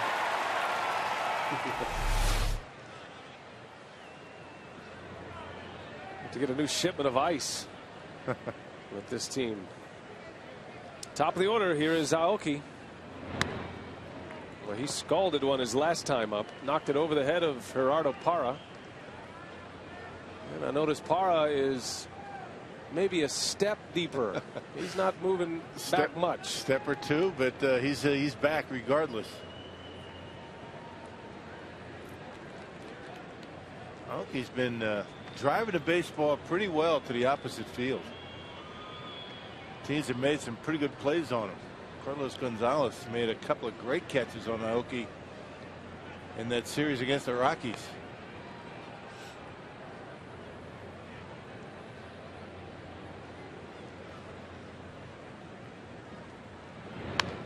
Little cue shot off the bat of Aoki. 1 ball, 1 strike. Nori has a home run. He hit the first home run of the year for the Brewers, as a matter of fact.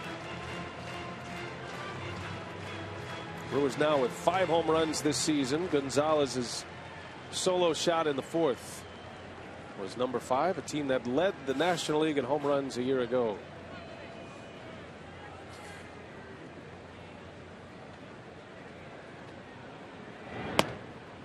It was interesting on opening day. Aoki's home run came against Jhoulys Chacín of the Rockies.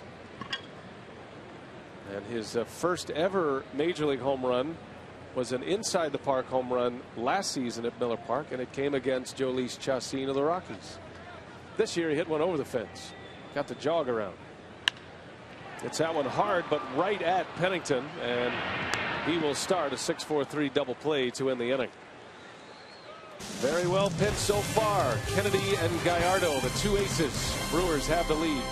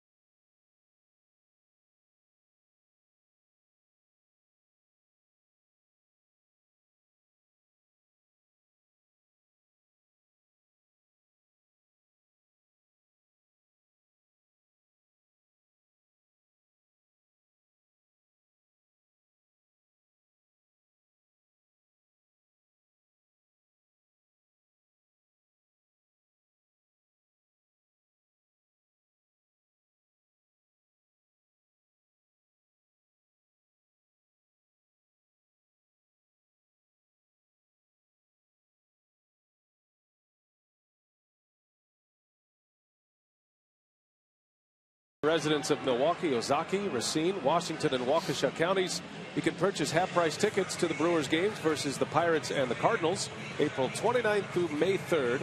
Some restrictions apply. Save 50% on tickets at brewers.com/5county. Gallardo and Kennedy, the Brewers and the Diamondbacks, and a rematch of Game 1 of the NLDS. These two pitched against each other in Games 1 and 5. Gallardo was the winner in Game 1. And then the Brewers won in Game 5, of course. That great moment. Nigel Morgan's base hit to send him into the LCS. But familiar opponents here, Rock, and Ian Kennedy and Yovani Gallardo. And that's Yovani Gallardo has been asked to pitch some big games for the Brewers. As this is Gallardo's 7th year. He's 27 years old. He started early, and even back then when he first came up, you knew he was going to be something special, not just with the stuff that he brought to the mound, but his temperament. He looked as though he belonged right away. And Gallardo, if you're just joining us, we chronicled the fact that he has never lost to the Diamondbacks as Montero muscles one into center field to start the 6th inning.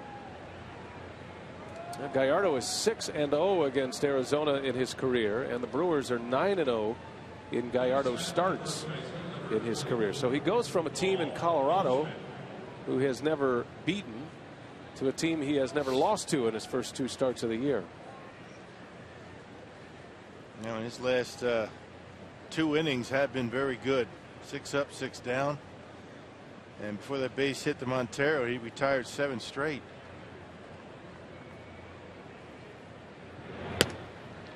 Well, tough part of the order here. Goldschmidt is 2 for 2 against Gallardo, and he drove in the 2 runs for Arizona in the 3rd. And that was a 2-out, 2 RBI single for Goldschmidt. Diamondbacks had the bases loaded with nobody out in the 2nd. Did not score. Logan Schaefer threw out a runner at home plate on a fly ball. Turned out to be a double play, and Gallardo was able to get out of the inning. And that base hit by Montero snapped a run of 7 straight retired by Gallardo since that 2-run 3rd. See the pitch count in the upper left corner at 81.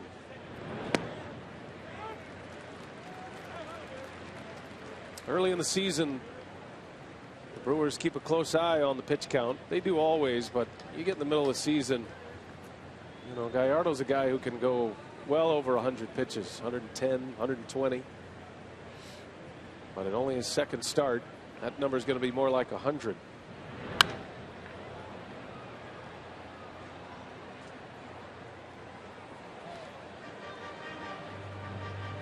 Well, much better shape today than he was in his first start against the Rockies. Mentioned 4th and 5th innings really got him back into a pretty good pitch situation. 17 pitches combined in those 2 innings. In Gallardo's start against the Rockies, he went 5 innings and threw 96 pitches. Goldschmidt takes a ball inside, 3-2.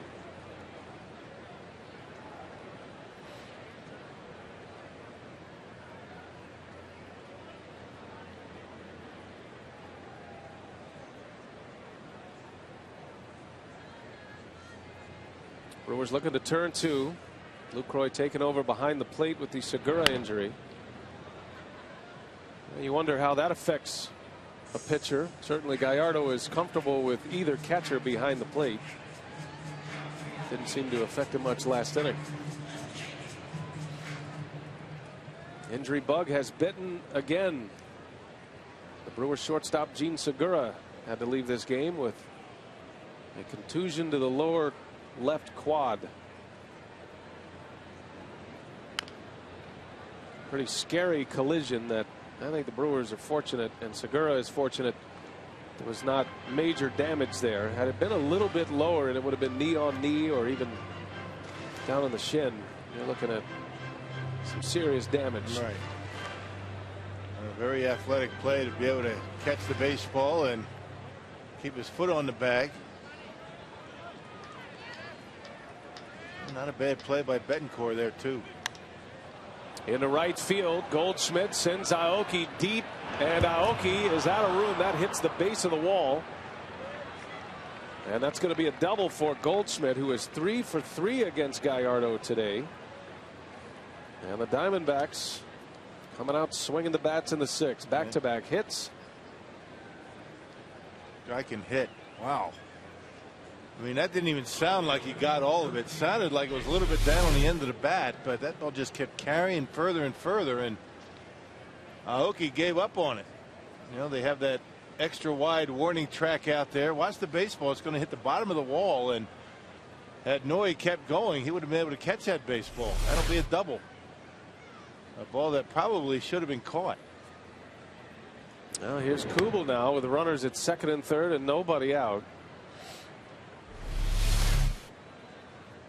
Goldschmidt gives it a pretty good ride out there. Now watch Nori. He thinks he's closer to the wall than he actually is and gives up on it.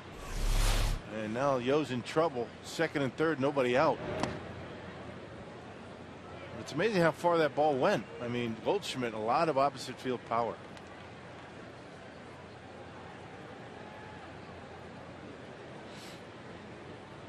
What a series he is having, Goldschmidt. He's driven in 5 runs.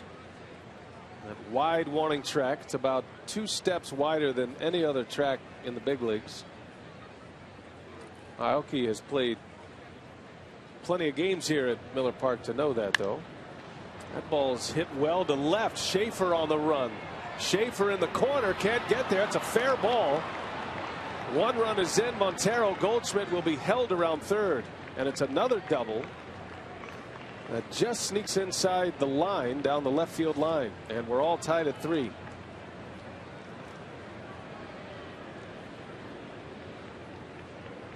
Kind of unusual. You have Goldschmidt over there at second base and not able to score on a double.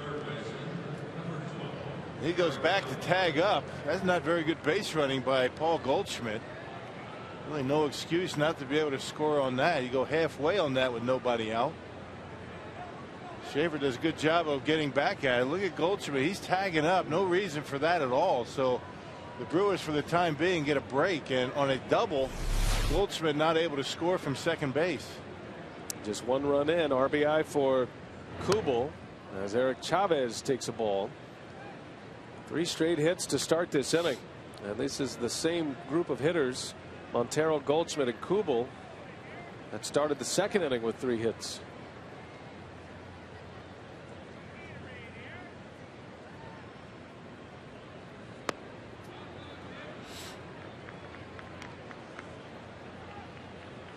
Arizona now with 9 hits. Well, Brewers pitchers giving up a ton of hits already this season.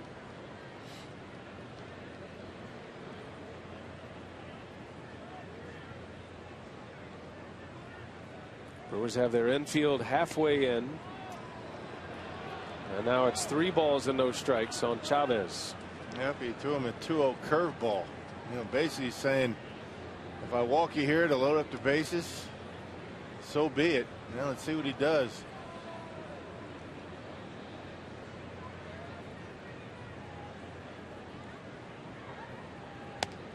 Ball 4. Well, the bases are loaded now. Nobody out. That 2-0 curveball that he threw to Chavez there kind of gave you the indication that he really wasn't interested in throwing too many strikes to him. Once he got behind 2-0. Pitch count for Gallardo at 94 pitches. So after back-to-back innings where his pitch count was pretty low, this is a rather high pitch inning, and there's still nobody out.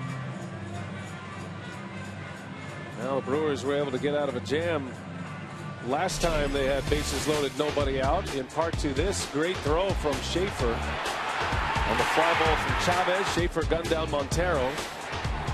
And Gallardo was able to get out of the bases loaded situation with no runs in. Diamondbacks loaded the bases in the third. They scored twice on a Goldschmidt single. And for the 3rd time today, they've loaded them up against Gallardo. All tied at 3. D-backs have out hit the Brewers 9-5. And here is Cliff Pennington, who was 0 for 2 against Gallardo with a strikeout. Gallardo could use a K here.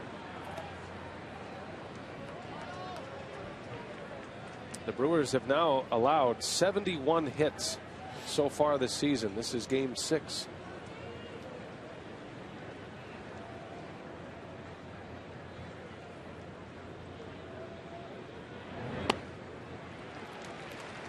The breaking ball from Gallardo. He took a little off, and Pennington swings and misses.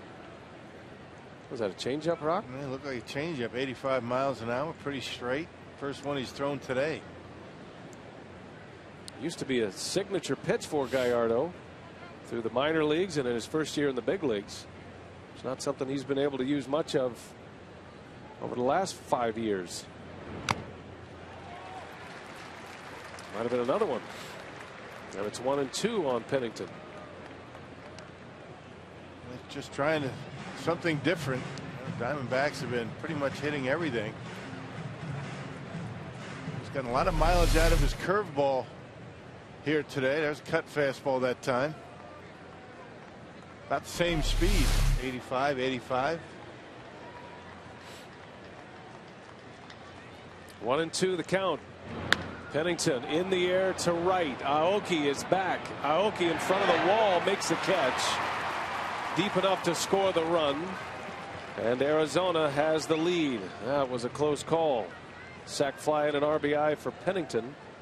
The first out of the inning. And it wasn't a bad curveball by Gallardo that time. Pennington nearly hit it out of the ballpark. Waited back. Curveball down in the zone, and watch Pennington wait back and golf it. Nearly hit it out of here. First time Gallardo has ever allowed more than 2 runs in a start against the Diamondbacks. That includes the 2 postseason starts he had against Arizona. And they have 4 on the board so far on 9 hits. Kennedy up there to bunt. Bunts it foul.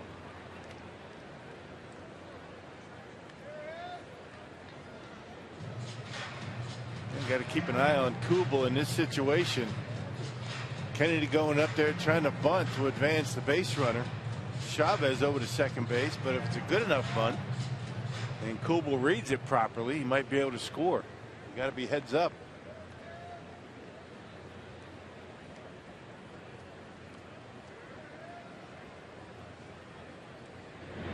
Gets the bunt down. Gallardo will make the play to first. Kubel holds his ground. And there is out number 2. So a sac fly followed by a sac bunt. 2 outs. Second and third for Arizona. And back to the top of the order we go.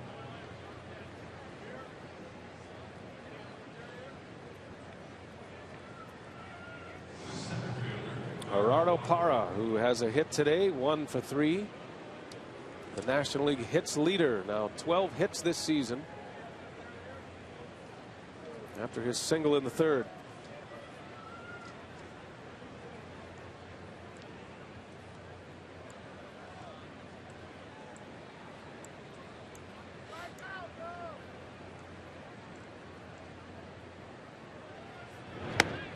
Yeah, good pitch to get the count started for Gallardo. Nice curveball. Yeah, to a guy that loves that fastball, and he's been red hot. Brewers will have Gomez, Lucroy, and Weeks coming up in the bottom of this 6th inning.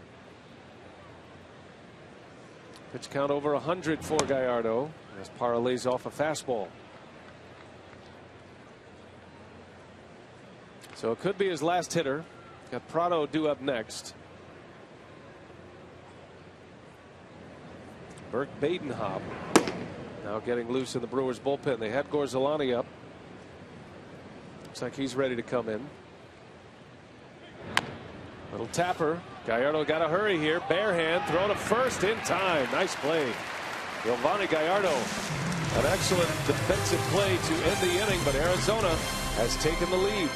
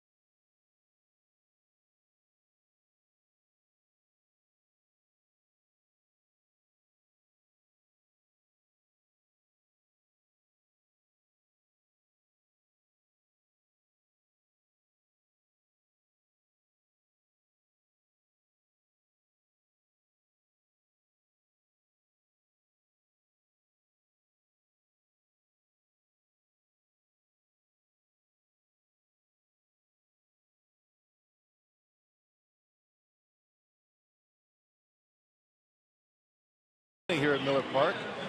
Sunday, April 21st, the Brewers take on the Chicago Cubs at 1:10 p.m. and all fans in attendance get a George Scott bobblehead, compliments of Toyota.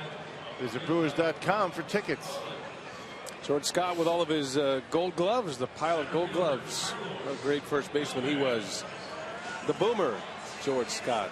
And the ever popular all fan giveaways for those bobbleheads. Today is Nori Aoki's bobblehead day. He's had a good day. He's driven in a couple of runs with a double. But the Brewers are trailing 4-3 as we head to the home sixth. Carlos Gomez leads off, and a base hit to left for Gomez. On the first pitch from Kennedy, Gomez is aboard. A good guy to have on the bases. Let's see if the Brewers want to be aggressive with him. Gomez trying to steal a base, get something going here at Miller Park, get this offense going. First pitch curveball from Ian Kennedy, and Gomez able to spank it into left.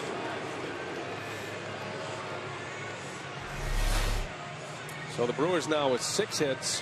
Gomez has his first of the afternoon, and that's going to bring up Jonathan Lucroy for the first time, occupying the vacated spot of Gene Segura. Segura left this game with a leg injury, not thought to be serious, but enough to have him removed from the game. Had a collision with Gerardo Parra at second base back in the 3rd inning.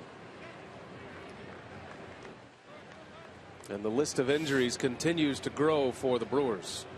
Segura came in as the top hitter in the National League, a .500 batting average after the first week.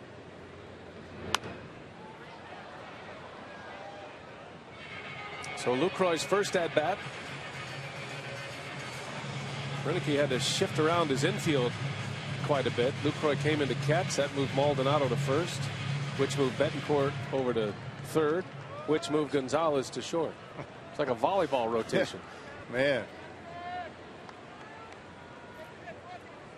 that's good to have players that you can move around like that. A lot of teams don't.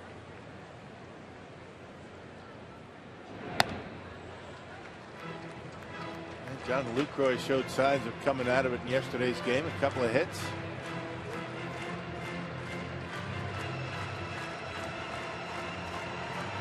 It's just been one after another for the Brewers as far as injuries go. It's part of the game, and trying to weather this storm here. The Brewers off to a 1-4 start after winning on opening day, losing 4 in a row. Stay tuned for Brewers Live after the game. Craig and Davey will get an update. Mark and Canada will be in the clubhouse and find out how Segura is. Probably won't know much until tomorrow, but it's a day game tomorrow, so a quick turnaround at Wrigley.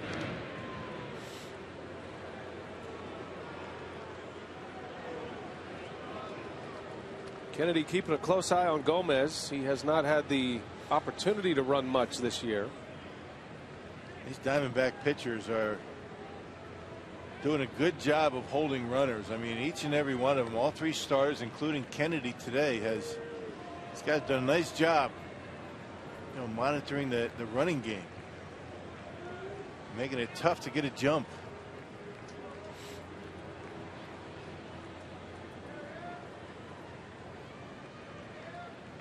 One ball, 2 strikes, and another check on Gomez. And not only do they throw over a lot, they vary their delivery to home plate. They'll give you the slide step. They'll lift the leg. They'll hold the baseball from time to time, something that Kirk Gibson requires of them.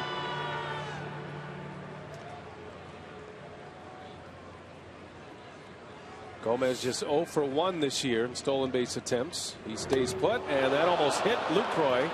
Gets by Montero, and Gomez into second base. Sometimes that's what happens when you spend so much time worrying about that runner at first. And take your attention away from the hitter, and he threw one to the backstop. Lucroy somehow got out of the way of that pitch. Montero just getting a piece of it. That'll be a wild pitch on Kennedy. And the tying run is now in scoring position in the speedy Carlos Gomez.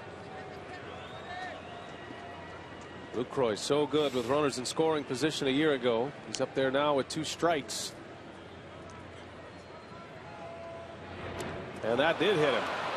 So Lucroy is hit by a pitch, and the Brewers put the first 2 on in this 6th inning. With one of the few proven run producers still left coming up in Ricky Weeks. And Kennedy let an off-speed pitch. Look at a changeup get away from him right there. Gets Lucroy on the elbow. Yeah, right on that back elbow. That's his throwing arm. Let's hope that's not anything serious. More of a glancing blow. Lucroy looks like he's all right. So Kennedy in trouble. 2 on to start the inning. Kennedy's pitch count in very good shape. He's only got 74 so far today. Very efficient. Well, here's a big at bat. Diamondbacks took the lead in the top of this inning. RBIs from Kubel and Pennington. 4-3 Arizona with Weeks coming up. 2 men aboard.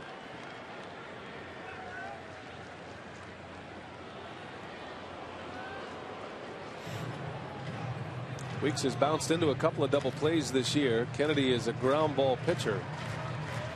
And you know he's hoping Weeks hits one on the ground.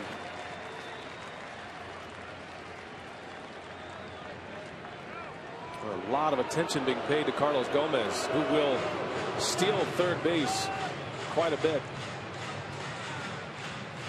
Remember the new rule that's employed in baseball: cannot fake to third anymore and whirl to first. That's been taken out, but you still can fake to second base. Maybe that's next on the list. Well, you can't fake the first, you can't fake the third, but you can fake the second. Why I'm not sure. Second base will be next.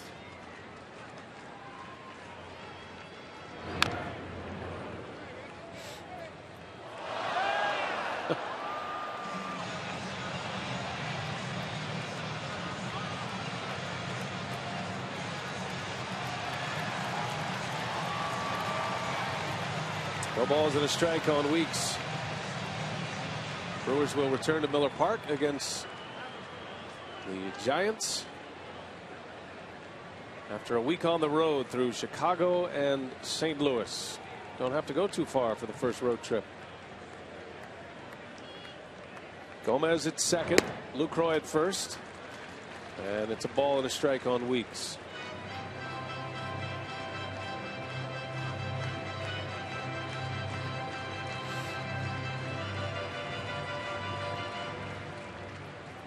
Ricky's been one of the best hitters the Brewers have had. He and Segura. Now 8 for 21 through the first 6 games. Outside, ball 2. Man, Kennedy losing his command just a bit. Early in the game, putting his fastball pretty much where he wanted it, in and out.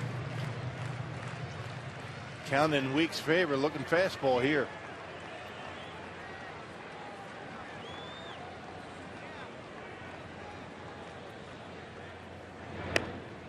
Ball 3.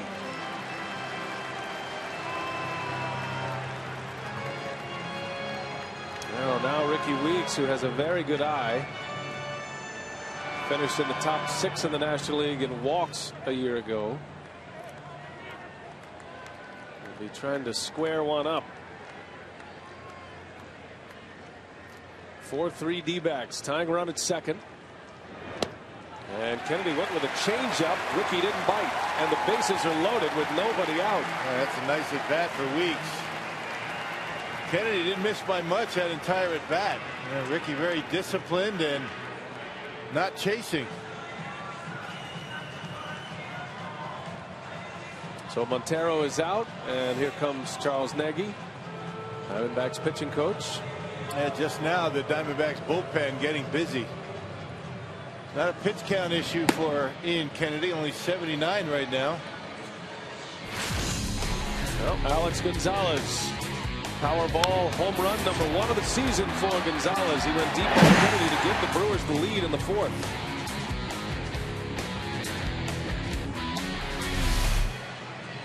Gonzalez up with the bases loaded in the 6th inning. Ziegler just now throwing. That shot you saw of him was his first toss in the bullpen. So it's going to be at least one more hitter.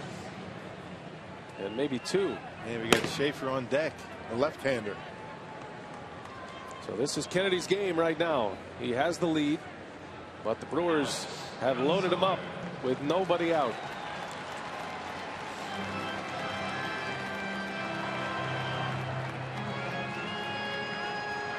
Alex Gonzalez, now in his 15th year in the big leagues.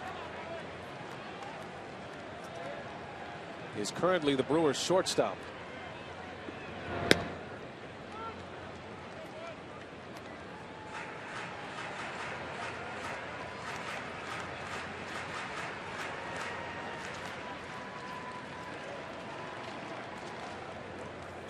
Gomez at third, Lucroy at second, Weeks at first.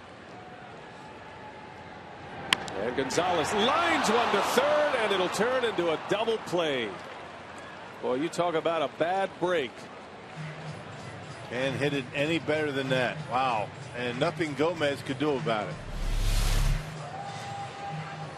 Bullet, and no chance for Gomez to get back at third base. Man, that's a tough one. Yep, bad break. Right at Chavez at third. A little bit either way, and the Brewers are still running. Well, now it's going to take a 2-out hit. Still 2 on. Here is Logan Schaefer.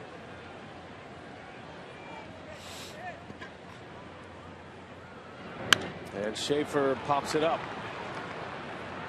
So the Brewers load him up with nobody out. And a line drive that turns into a double play. Kennedy gets out of the mess. Still 4-3. Tough break, Alex.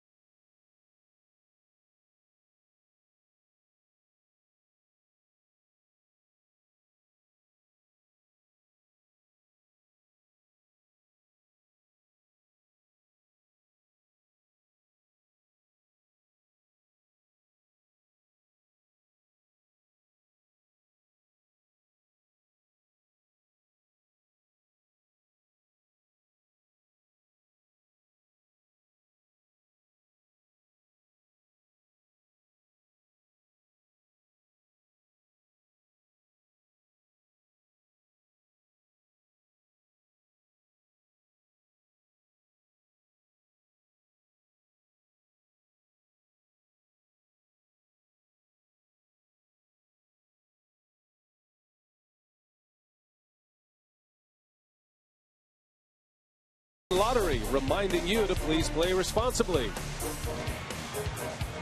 And by Miller Lite. It's not just a good time, it's Miller time.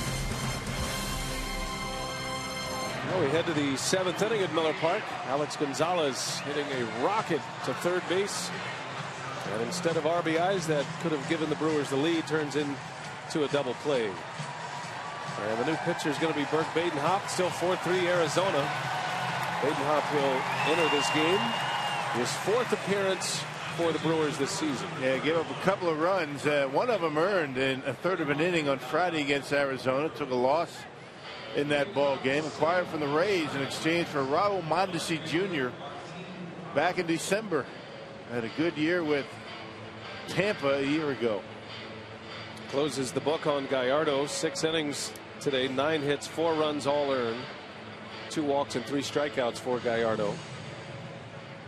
And is on the hook for the loss at this point, something he has never done to the Arizona Diamondbacks. Martin Prado will lead off. Number 2 hitter in the Diamondbacks order. Aaron Hill and Miguel Montero to follow. Burt Badenhop. Deal strike 1. And sinker bowler that relies on the ground ball out. Not a big strikeout pitcher. He'll throw a sinker in on the right-handed batter and a sweeping slider away from him. Into center field, a base hit.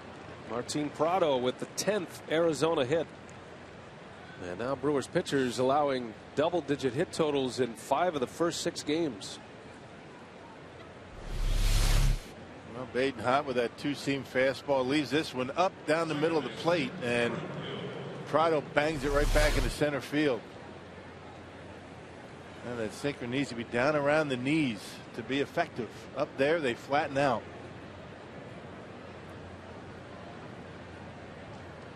And here is Aaron Hill now. 1 for 3. He scored a run in the 3rd. And that one is hit high and deep to left field. Logan Schaefer at the wall. And this ball is gone. Just like that, the Diamondbacks add to their lead. A 2-run home run by Hill. And it's now 6-3 Arizona.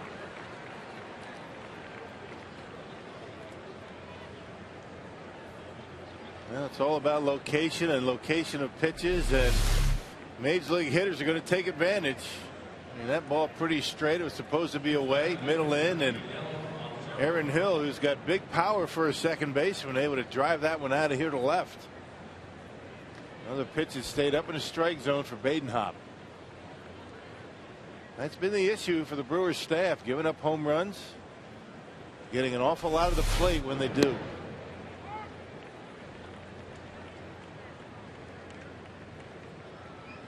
Badenhop facing Miguel Montero. Hill, really no sink on that baseball at all. Just a little bit of a tail, and Aaron Hill knocks it out of here. Off the glove of Badenhop right to Gonzalez. A fortunate carom, and there is the first out. That ball was hit hard. Putout goes 1-6-3. Well, really no surprise as to why the Brewers have been giving up so many home runs early on. Just look at the location of the pitches that the opponent have been able to knock out of the ballpark. Getting an awful lot of the plate, pitches up around the waist and down the middle of the plate. Fastballs, a couple of curveballs, and you know, it's been one thing or another for the Brewers. I mean, leaving pitches up in the strike zone through 6 games, 12 home runs allowed by the Brewers pitching staff, and really the pitches have been very hittable. Paul Goldschmidt has one of those home runs. Goldschmidt has 3 hits today, 2 singles and a double. Drove in 2 runs in the 3rd and 5 RBIs in this series.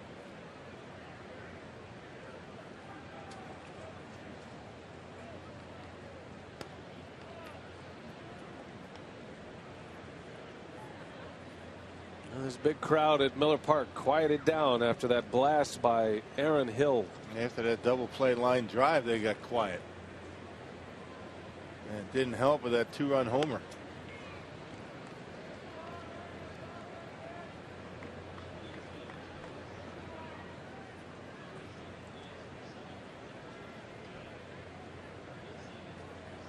Crowd of over 37,000 here at Miller Park. Not a whole lot to cheer about this opening homestand. Well, let's hope the Brewers can rally it up in the late innings.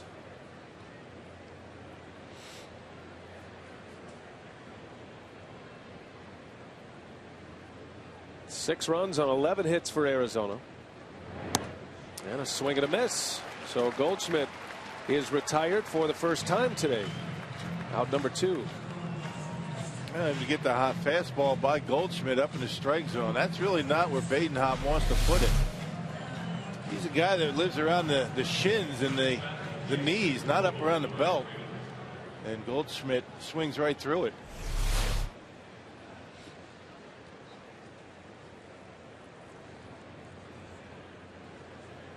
So 2 gone now. Jason Kubel takes strike 1. Tough day for aces around the big leagues. Our buddy Jason Stark had a good note. Some of the top pitchers in the league coming back around for their second starts. David Price, R.A. Dickey, Cole Hamels, all giving up 8 runs today. Steven Strasburg allowed 6. Wow. Second time around, not so good. You mean even Steven Strasburg can give up runs? He can, I guess. Wow. To the heavy hitting Reds. CC Sabathia had a pretty good day against the Tigers.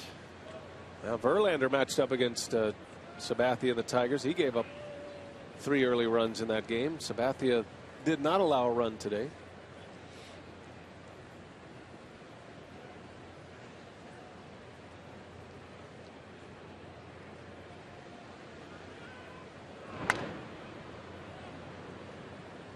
One ball, 2 strikes on Kubel. Tell you the one ace that is not having any trouble at all is Clayton Kershaw.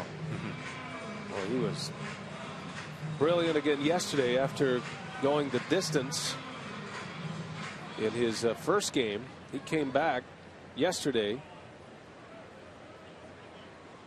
struck out 9, did not allow a run, 7 scoreless innings.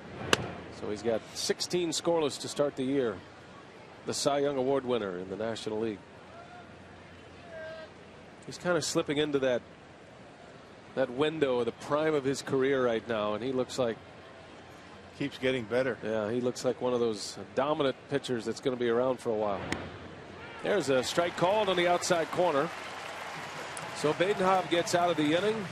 A couple of strikeouts, but some damage done. Aaron Hill hits a 2-run homer and gives the Diamondbacks a 6-3 lead. But the strikeout to Kubel wraps up the 7th. Time now to turn it over to Rob Edwards. Miller Park's presentation of God Bless America. Enjoy.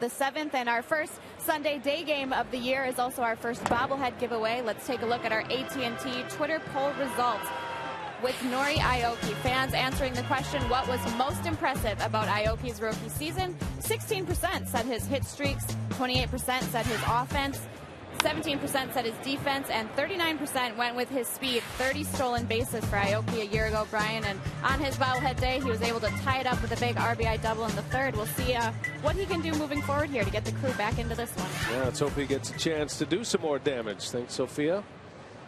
Thanks for being a part of our Twitter poll today. We always appreciate when you get interactive with us. There's a broken bat, little flare, and that is going to fall.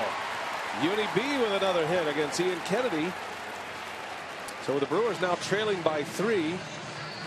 Betancourt starts the 7th inning just like he did the 3rd. Well, Betancourt back-to-back, able to punch base hits into shallow center field. Actually, his first time up in the 3rd, he was able to do that. Right off the end of the bat once again, and falls in for a base hit. Sun starting to creep in and inch his way toward home plate. Here's Martin Maldonado.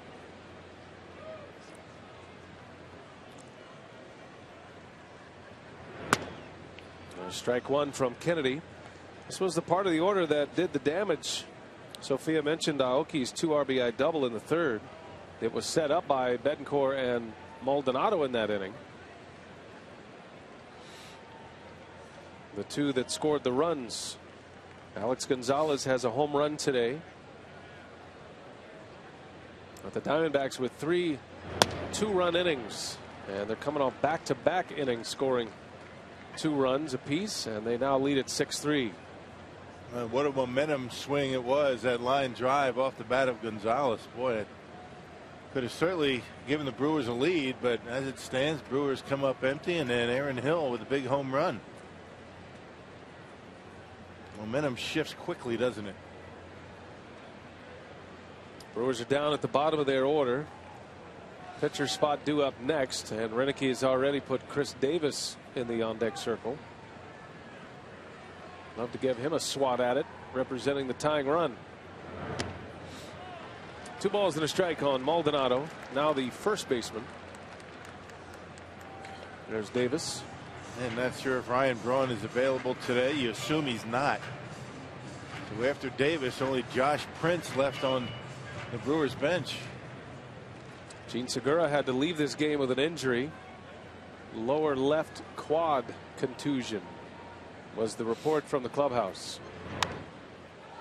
after a violent collision at second base. Man, that's what makes carrying 8 relief pitchers, so difficult. I mean, you have these injuries that don't require any time on the disabled list. The Ryan Braun injury, perhaps the Segura is going to be day to day, and they really shorten up a very short bench that's already that way. I mean, you just can't continue to do that very long. And if you're wondering why the Brewers have 8 relievers, it all goes back to Kyle Loesch and the Brewers not knowing what they were going to have in Kyle, and because he made just 1 start this spring. So they don't want to make sure that they don't push him too much. And now Maldonado hit by a pitch. So both Brewer catchers drilled by Kennedy offerings today. Another off-speed pitch, just like the pitch that hit Lucroy. A change-up that got away from Ian Kennedy. There you see that Vulcan grip. And gets him on the left elbow. Lucroy got hit on the right elbow. All right, so Maldonado is aboard, and the tying run will come to the plate. And Montero wants a visit with Kennedy. I think Montero was sent to the mound by his manager. There is activity in the Diamondbacks bullpen.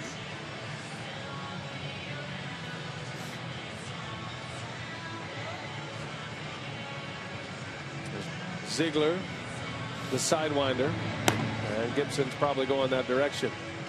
So a pitching change here at Miller Park. Ian Kennedy looks like he's done for the day as he gives the ball to his skipper. And he will exit with 2 on, still his responsibility, but cannot lose this game. We'll take a break. We'll set up Ziegler when we continue.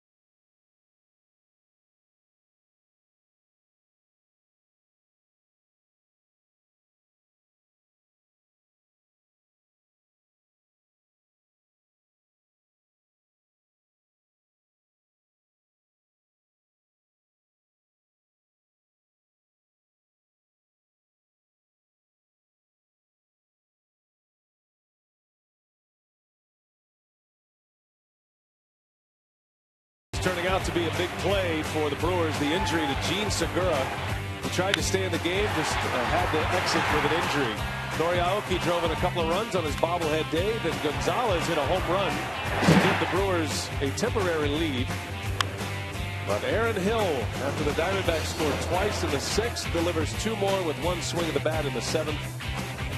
And that's where we sit, 6-3, as we play in the bottom of the 7th. Ian Kennedy getting handshakes in the Diamondbacks dugout, and he will turn it over to his bullpen now. The Brewers bring the tying run to the plate.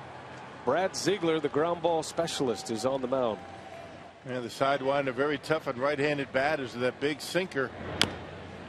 Relies on the ground ball. He'll get some strikeouts with that sweeping slider. Nothing straight out of the hand of Brad Ziegler.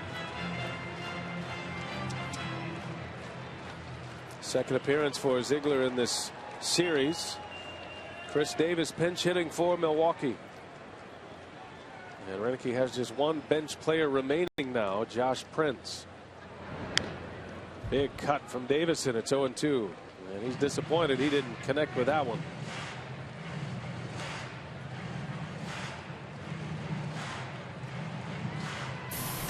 Got to take advantage of mistake pitches when you get one. You foul them off, a pretty good chance you're not going to see another one. Big difference between the minor leagues and the major leagues. Davis got his first big league hit yesterday. It was a double into right center. He's in a hole here, 0-2. Fights that one off. Count remains 0-2. Ziegler just pumping in the strikes. Now the Brewers were set up in a big way last inning. They had the bases loaded and nobody out. Alex Gonzalez hit a line drive missile to third right at Chavez, who stepped on the bag for the double play. And the Brewers ended up not scoring last inning. So they've had some traffic on the bases. And a swing and a miss. Davis down on strikes. And the first out of the inning. Yep, he had his good pitch to hit. He fouled it off, and then check out this slider from Ziegler. Takes a little bit off, and Davis pulls that front shoulder and ends up out in front. Back to the top of the order. Nori Aoki at the plate, presented by Wendy's. On his bobblehead day today, the big hit, the 2 RBI double in the 3rd, which tied the game.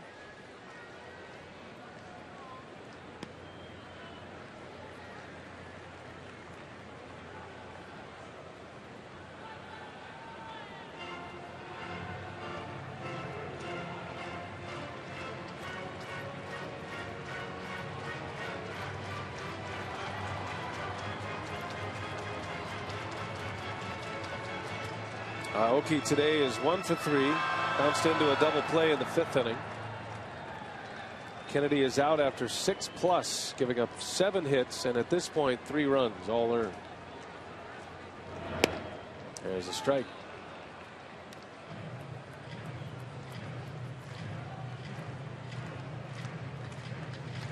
Ziegler had a great year last year. One of the better relievers in the big leagues last season. He finished 7th among major league relievers in ERA. 2.44 ERA if you go back to the 08 season. There's a base hit to left. Betancourt around third. He'll stop there. Down 3. Ed Cedar doesn't take a chance. The Brewers have him loaded again as Nori Aoki comes up with his 2nd hit. And that's exactly what you have to do if you're a left-handed batter. That baseball going away from a lefty. Aoki able to wade back and just punch it out there into left field. You want to try and pull it. As tough as he is against right-handed batters, lefties see the ball pretty early against Ziegler. Aoki lets it travel and he's able to slap it into left field. A nice job by Nori.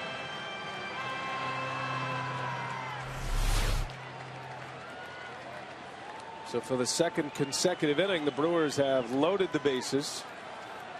Singles by Betancourt and Aoki. Maldonado was hit by a pitch. Carlos Gomez. Brewers down 3, bottom 7.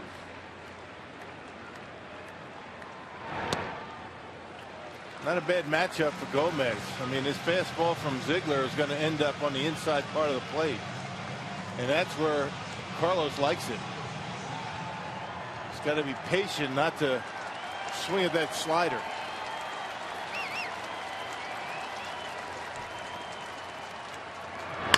Bouncing ball to third. Chavez to second for 1. Nice play by Chavez. That one took a wicked hop on him. But he's able to get the out at second base. A run does score for the Brewers. Gomez with an RBI. But now 2 men are out. He decides to come back on it. Some top spin. You see it stays down on him. He expected it to come up, but it stayed down, but they got the force. But Gomez drives in a run. Arizona leads 6-4 now. And now runners at first and third for Jonathan Lucroy.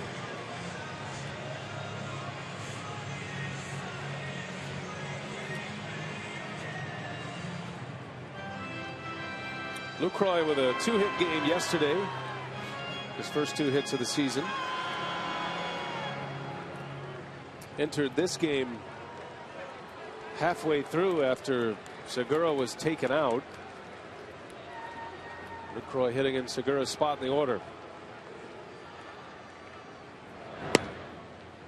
Well, you wonder if Lucroy is going to be patient for Gomez. Can't really afford to be now down a strike, but Gomez, a great base stealer, representing the tying run. You know, Renicky would love to get him to second base. Brewers just haven't been able to get a jump on these Arizona pitchers. They're quick to the plate and they hold runners very well.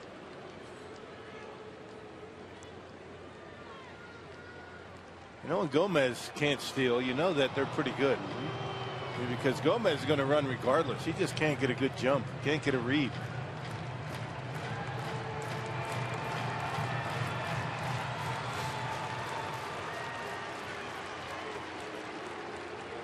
Lucroy, his 2nd plate appearance, was hit by a pitch his last time up.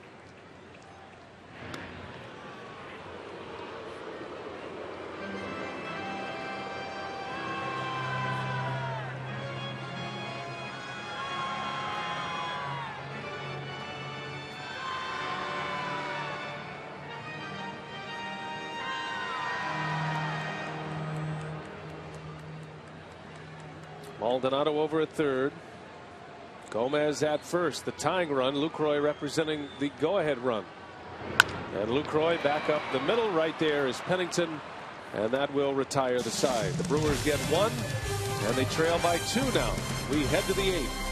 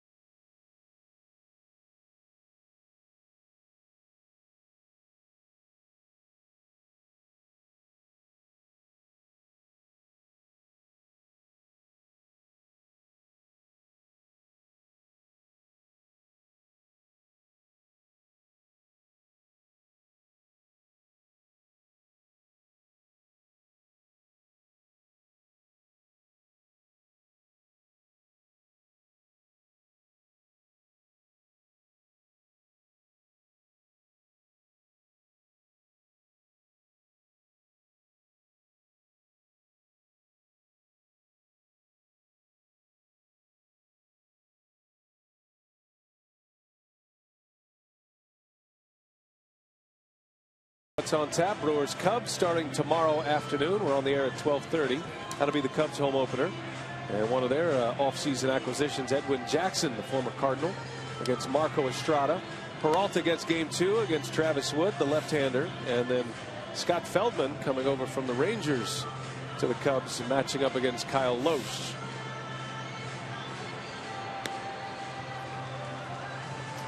Our Miller Lite What's on Tap starting tomorrow, first road trip of the year.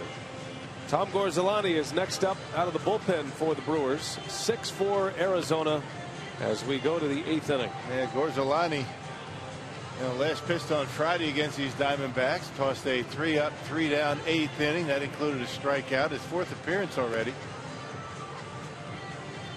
See, Gorzolani has not allowed a home run. Not a big strikeout pitcher, relies on command. 2 strikeouts and 2 walks in 2 1/3 innings of work. Imperative to put up a 0 here. Diamondbacks lead 6-4 on 11 hits. They've out-hit the Brewers 11-8. It's been an errorless game so far as Eric Chavez will lead off for Arizona. Chavez, then Pennington, and then the pitcher spot. This is a tough bullpen in Arizona. Got Hernandez setting up. J.J. Putz, the closer.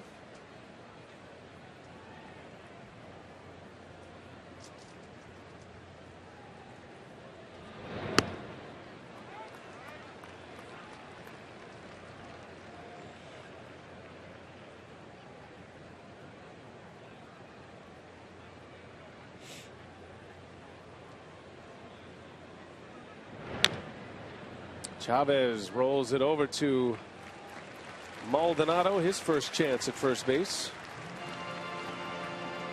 And one gone. Now Maldonado playing first base because of the injury to Segura, mixing and matching in the infield, and the list just grows by one. Ryan Braun still out with neck spasms. He and Segura not on the disabled list. You forget about Jeff Bianchi and Taylor Green. Those were the 2 guys who were going to be the primary backups. They started the season on the DL. Corey Hart had knee surgery. Well, it has been a rough spring training and a rough start to the season on the injury front. Well, it's going to come to an end at some point. Brony's probably going to be back sometime in that Chicago series, and Segura probably day to day, you would think anyway, not to speculate, but you just got to work through it. You just got to rely on your depth. You got to rely on the other guys to get it done. It really puts a lot of emphasis and a lot of pressure on your pitching. Well, sometimes the day-to-day injuries, while that's the best news scenario for a player, that you don't have to put him on the DL. But if a player is day-to-day and he's not available, like Braun today, that can really tighten up your personnel, and it doesn't give you many options. That's like we were talking about last inning. When you have 8 pitchers in your bullpen, you start out with only 4, and when one of them can't play, makes that man's job very difficult. It really does.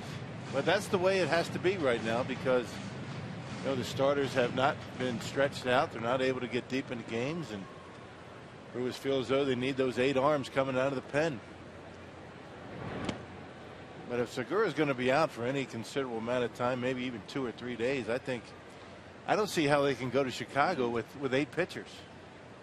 Now, if he's day to day and essentially a 3-man bench, that's going to be tough. And the weather is going to be cold, and looks like they're calling for some rain.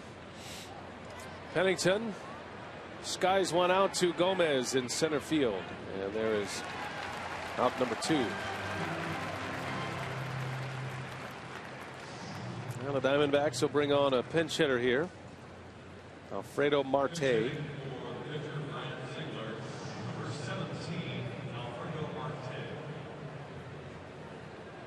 It's such a stark contrast to spring training. Rock and I were in Arizona all spring, and Ron Renicky was just trying to find innings for players in spring training. That was about as crowded of a clubhouse as you could have. But the rosters are pared down to 25 when you get to the regular season. Well, the Brewers had to get basic the last couple of days in spring training to put together their starting their starting lineup and their batting order, and that lasted how many days? Got a couple of injuries that have popped up, and Ron Renick's still waiting to get some continuity in that batting order. Guys moving all over the place already.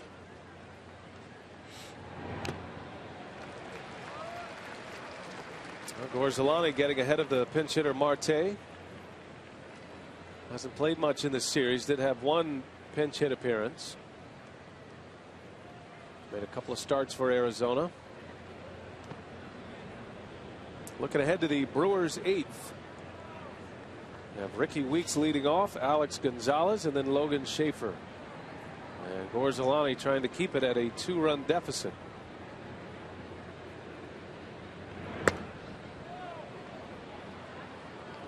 Full count to Marte.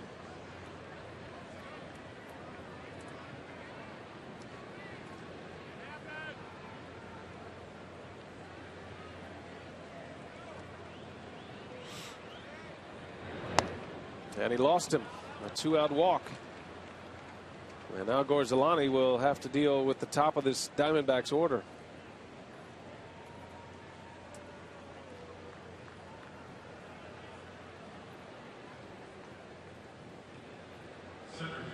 Now Milwaukee loads the bases in back-to-back innings, the 6th and the 7th, and squeeze 1 run out of it. Tough luck for Alex Gonzalez, who hit the line drive to third. It turned into a double play.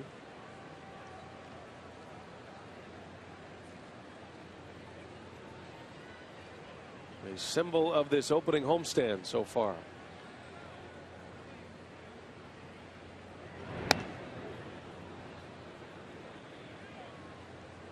Gerardo Parra continues his hitting ways, has a hit today, 1 for 4.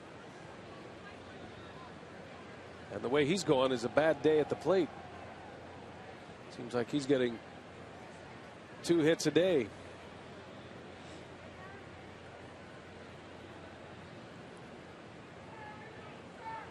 And one of the few times that he's had to face a left-handed pitcher in this series.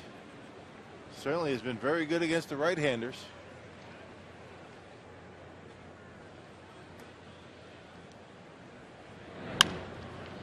Bouncer out to short. Gonzalez takes care of Parra, and Gorzolani puts up a 0 in the 8th. Bottom of the 8th coming up. The Brewers down a pair.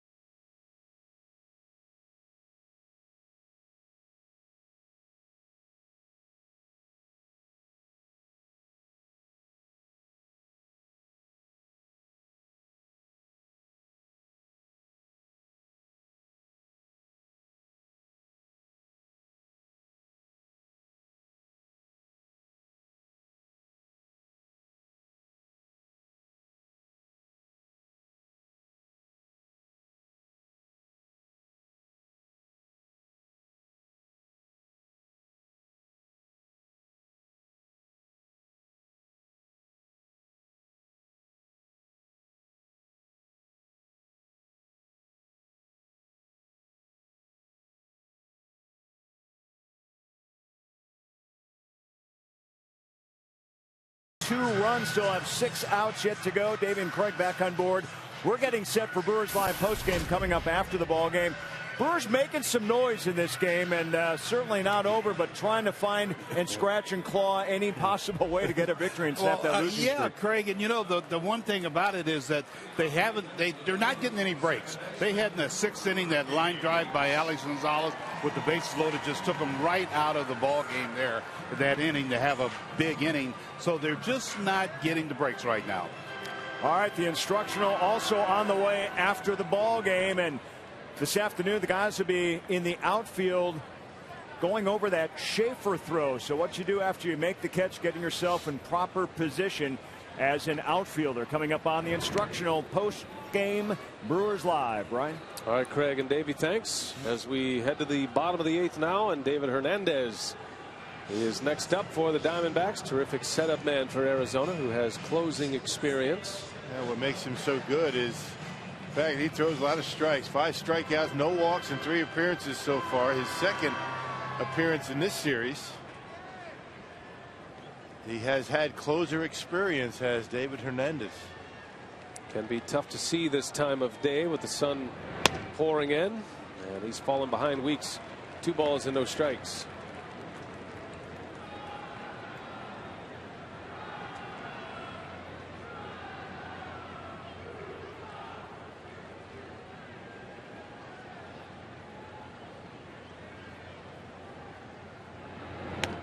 (3-0) to Ricky Weeks. Now the Brewers looking for a base runner to bring the tying run to the plate. Alex Gonzalez to hit next. He's homered today.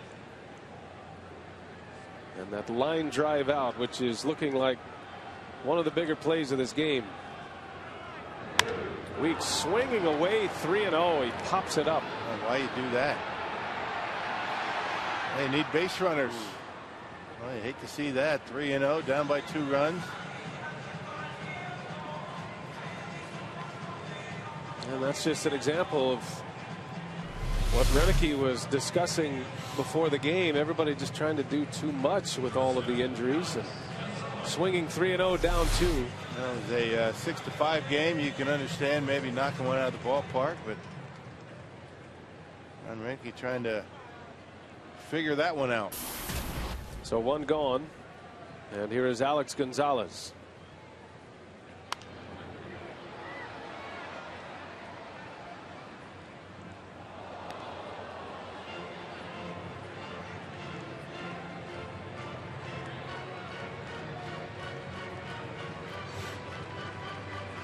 Gonzalez hit his first home run of the season back in the 4th inning.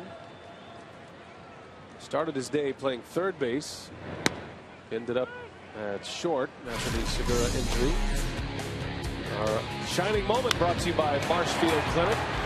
This was the good part of Alex's day. The home run that at the time gave the Brewers the lead 3-2. That was in the 4th.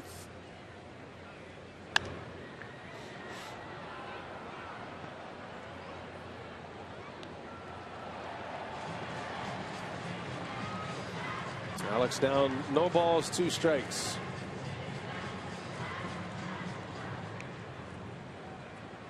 Coming back from knee surgery last year. He said he feels good. He's been going through his rehab process still. As he lines one into left, a base hit. He got fooled on the pitch, but able to get enough on it to slap it into left field. And there's your base runner. So the tying run will step in. That was a slider from David Hernandez. It stayed up in the zone, but away from Gonzalez, and one-handed it right into left field. It's a crazy game, right? Yeah, you hit one right on the money and right at somebody, and then you take a desperation swing and you get a base hit. Well, it gives Logan Schaefer an at-bat with a man on. Betancourt due up next. 1 out. Brewers down a pair. Schaefer in the hole. A base hit to right. So Logan Schaefer delivers his first hit of the game. And now 2 on. The tying run is aboard for Uni Betancourt. Schaefer threw out a base runner earlier in this game at the plate. He's had a nice day. Yep, two-seam fastball going away from Schaefer, able to get enough of it to roll it into right. Well, Brewers have had no problems lately in the latter part of this game putting men on base. Just driving them in, getting that big hit. Uni B. And a big at bat. The Brewers have 10 hits. Diamondbacks with 11. And strike one from Hernandez.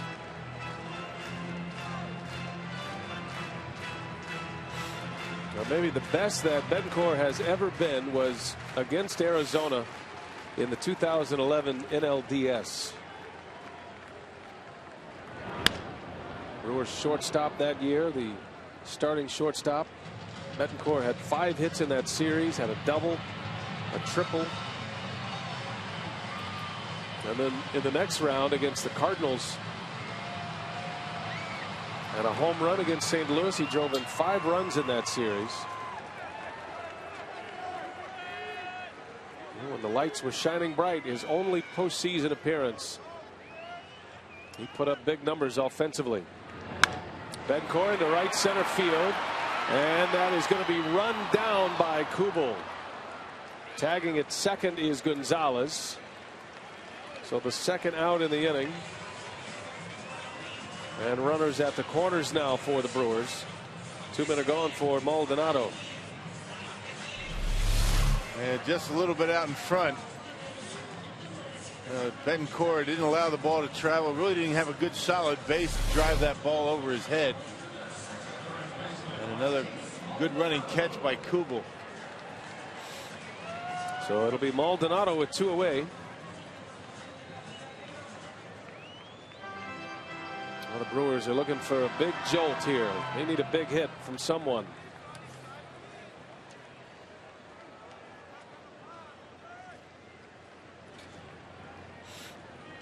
Got a ton of base runners on in the last 3 innings. 8 of them, as a matter of fact. There's a strike to Maldonado. Henderson and Axford. The bearded Canadians. The Brewers take the lead. You'll see Axford. Or even if they tie it, if it stays the same, it would be Henderson. Typically how Renicky does it.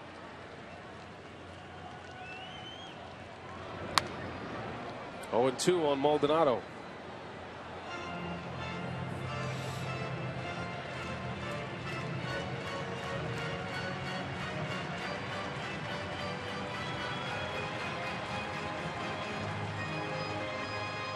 Maldonado started the game behind the plate, ended up at first base. With a double and a run scored in the 3rd. He lined out in the 5th. Was hit by a pitch in the 7th. Down 0-2 with 2 away. And down he goes. Hernandez strikes out Maldonado. The inning is over. The Brewers strand a pair. They come up empty in the 8th.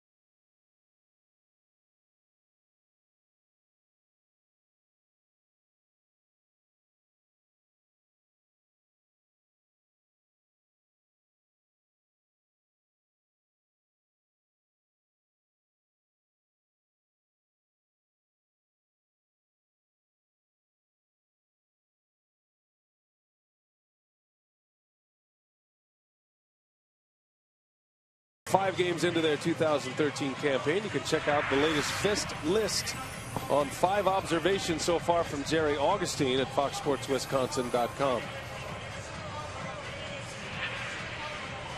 Ron Renicky, been a frustrating start to the season. The Brewers down a pair heading to the 9th. Jim Henderson will have this 9th inning and trying to keep it at a 2-run deficit. Yeah, Henderson last pitched on Wednesday against the Rockies, so his first appearance in the series. Pitched a scoreless inning, gave up a couple of hits, and struck out a batter. Henderson was the winning pitcher on opening day against the Rockies. The lone win of the year. Brewers trying to snap a 4-game losing streak. Martin Prado will lead off for Arizona. Prado, Hill, and Montero. Diamondbacks with 6 runs on 11 hits today. Brewers have 4 runs on 10 hits. A lot of traffic on the bases for both teams as Henderson pours strike 1 in there. Brewers Cubs tomorrow. Day game from Wrigley Field. That'll be the home opener for the Cubs. Chicago is in Atlanta today. That game's already final. Braves beat the Cubs 5-1. Braves are off to a 5-1 start. Tim Hudson beat Jeff Samardzija. Cubs are 2-4. Yeah, Dale Swaim has already pulled the plug on Carlos Marmol as the closer. He's no longer closing for Chicago. That didn't take long. Yeah, Marmol out, Fujikawa in. Off-season acquisition from Japan. And you wonder what the future holds for Carlos Marmol.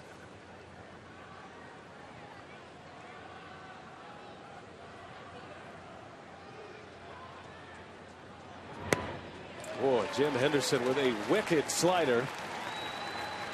Makes Prado look bad. Strikeout. You don't see that very often with Prado at the plate. Very disciplined and completely fooled on the slider. See the spin way off the outside corner and making Prado look bad.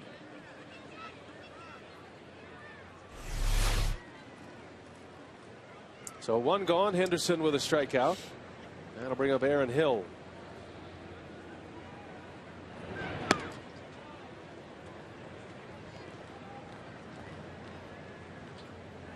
Dwayne Rodriguez giving those great looks on our Exmo of the releases.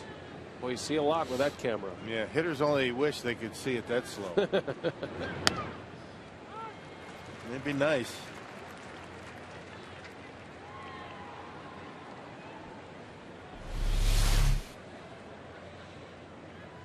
Yep, fastball, you can see it clearly. It's a lot easier to see it with that camera than it is when you're up the plate. Believe me. 1-2 the count on Hill. Seems like Ryan Braun sees it that slow sometimes when he's in a hot streak. You know, they say good hitters, everything slows down, and fastballs aren't as fast. And you can see spin. That's what makes them so special. Their vision.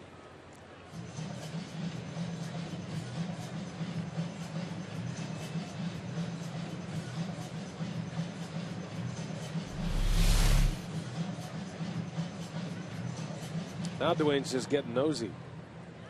Checking out the grip and the glove. 1 ball, 2 strikes. And the pitch to Hill skips back to the screen. You wonder what else he's looking at. Yeah, no kidding, right? He's got a lot of lens on that camera. You're always being observed, Rock. Yeah, big brother. I know.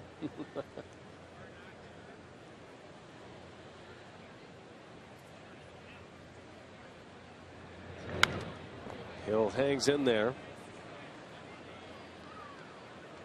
Aaron Hill. Something about Brewer pitching. This guy continues to rake. 2 more hits today. Hit a 2-run homer in the 7th. A significant home run giving the Diamondbacks at the time a 3-run lead. Brewers answered in the bottom of the 7th with 1, but still trailing by 2. They have been able to tack on runs. They did it yesterday too. Slow roller to Gonzalez, takes his time and makes the play for the out. 2 gone.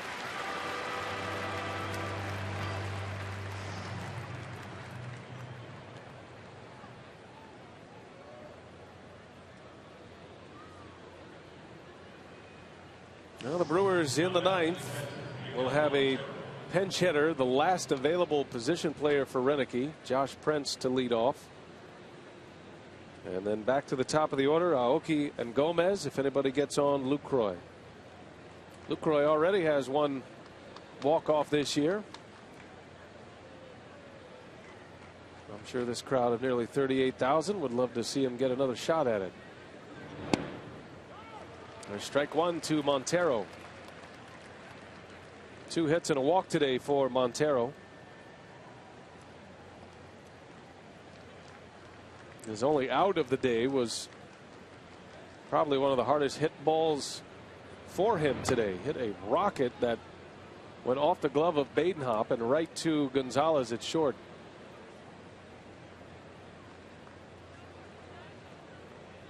Some of these guys, these Diamondbacks, they've been on everything. Curveballs, changeups, fastballs, and their batting averages showed up there on the scoreboard. Diamondbacks came in hitting .286, second in the league, second behind the Rockies, the first Brewers opponent. Not a bad start. Pretty gaudy numbers up and down that batting order.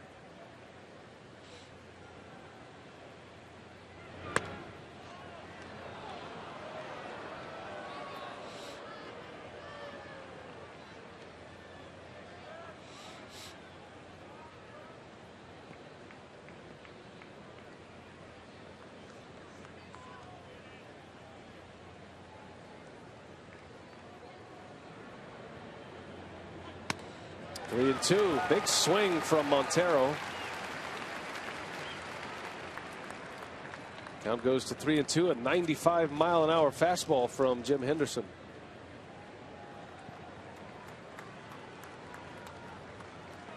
Well, Gallardo on the hook for the loss as it stands right now. Kennedy in line for the win. Unless the Brewers can come up with some magic in the bottom of the 9th, and Henderson strikes out Montero. Good inning, 3 up and 3 down. Couple of Ks. Here we go, bottom of the 9th. Down a pair.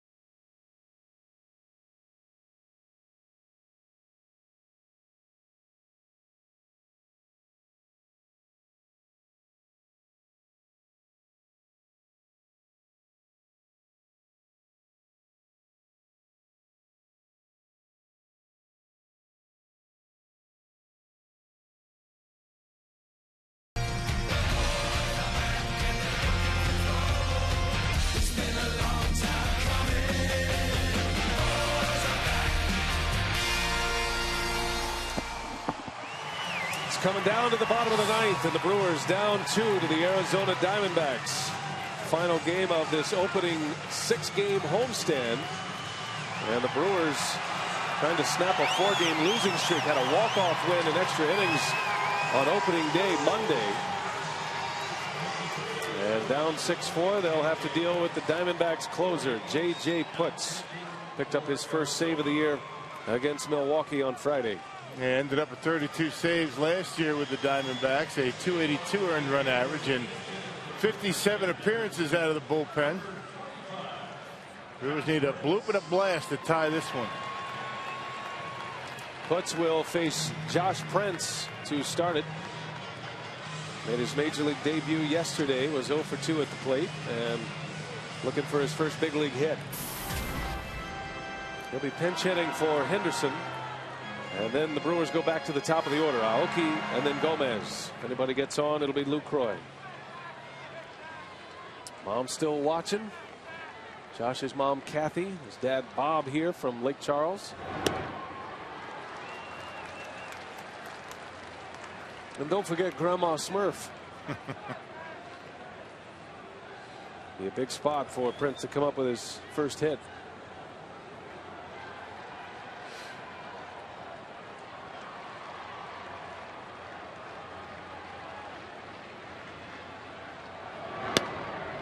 There's a strike. J.J. Putz has that devastating split finger pitch. And a good fastball. Now 36 years of age. He's had a good run here with Arizona.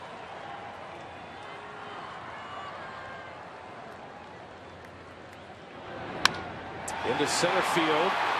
Backing up on it, Parra. Still on the move. Can't get it. And it one hops out. That'll be a ground rule double for Josh Prince. And his first major league hit comes in a clutch moment. A leadoff double in the ninth. Well, he smoked that baseball. You only can imagine how he must feel. How about the family? They're fired up. Well, now the tying run comes to home plate for Milwaukee.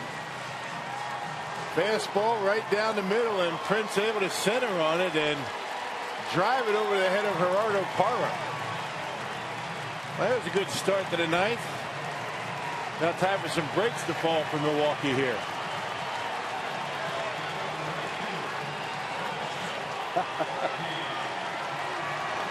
Kathy Prince loves it. Let's hope she's got some more to cheer about. Here's Nori Aoki now. Prince at second. That ball bouncing out actually cost him a triple. Would have put him in the Bill Schroeder category for his first major league hit. That's right, but he can run. So the tying run is at the plate. Aoki. And a bouncer that is through. A base hit. Here comes Prince. He will score. And the Brewers are within a run. Nori Aoki with his third RBI on his third hit. Good speed at first base. So Josh Prince able to jumpstart the offense here in the ninth. Down by one now. Nori not messing around. Fastball, rolls it into right, and Josh Prince with great speed able to score. Well, you got to attack the fastball early. You don't want to mess around with a splitter. And J.J. Putz almost falling down, so excited. Follows his first major league hit with his first run scored in the big leagues. So there's the tying run. Carlos Gomez, the winning run. There goes Aoki. Square to bunt. No throw. Pitch in the dirt. Big stolen base for Aoki. And now the Brewers a base hit away perhaps from tying it up. And not messing around, going on first move. Puts a rather slow to home plate. And Montero can't keep it in the glove. First pitch. Tying run in scoring position. Nobody out.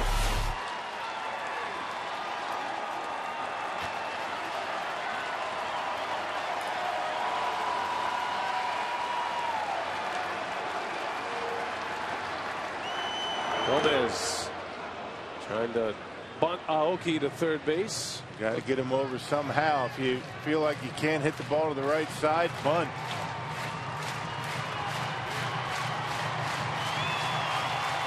Diamondbacks have their corner infielders in. Last year, Putz had 5 blown saves. He saved 32 during the year, coming off a 45 save season the year before that. 1-1. The bunt again. Gomez bunts it foul. And normally Gomez, an excellent bunter. I can't imagine Putz being an easy guy to get a bunt down on, however, with that splitter.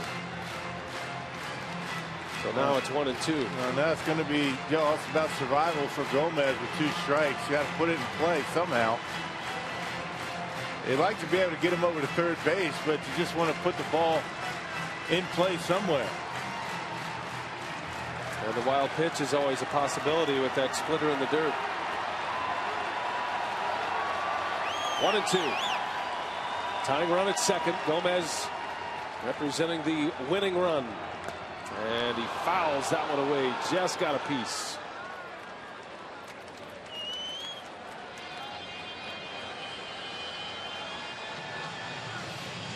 By 1 splinter on that bat, he stays alive. And you see the tumbling action of that split-fingered fastball. Gomez gets another shot. 6-5 Diamondbacks. And Putz wants to go through the signs again.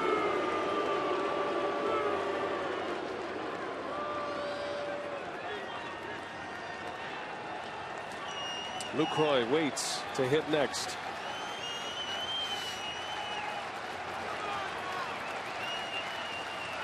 One ball, 2 strikes. Here it comes to Gomez, and he fouls it away. He came back with the fastball.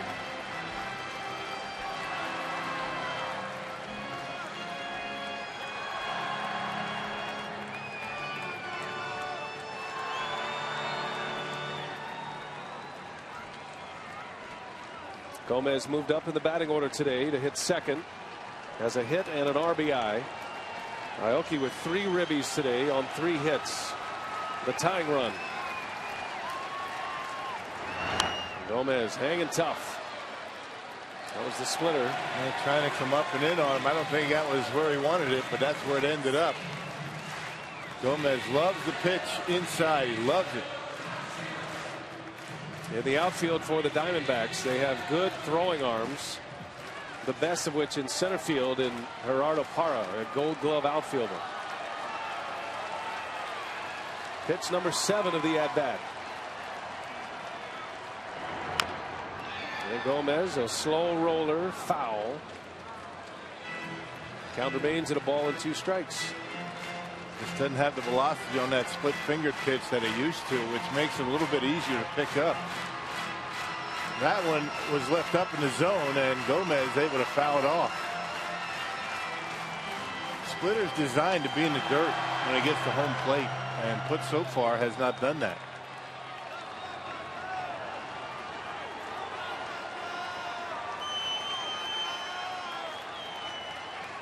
Ready for another 1-2 from Putz. And Gomez down the line. Great play at third by Chavez. The throw to first in time. Man, Eric Chavez has been a difference maker today defensively. Man, that would have been down the line. Game would have been tied, and Gomez would have been at second base. Fastball in. He loves it inside. We've been talking about that. A good play by Chavez. Not just to save the run, but get the out. Gomez about as quick down that line as anybody. A couple of hops over to first base and a good dig by Goldschmidt. Oh, that's a fantastic play in a key moment. Eric Chavez has got a whole trophy case full of Gold Gloves from his days with Oakland.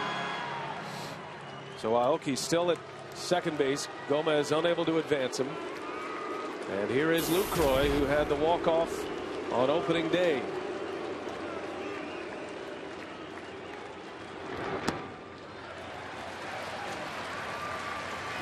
Martin Prado, utility player in left field, an accurate arm. We got Parra with a great arm in center field, and Kubel is in right. He set a franchise record for the Diamondbacks at outfield assists last year. That outfield relatively shallow with Lucroy at the plate. That really opens up those gaps out in right center and left center. Imperative that Aoki gets a good jump on a base hit to the outfield. One man out. Brewers down a run. And Lucroy takes a strike.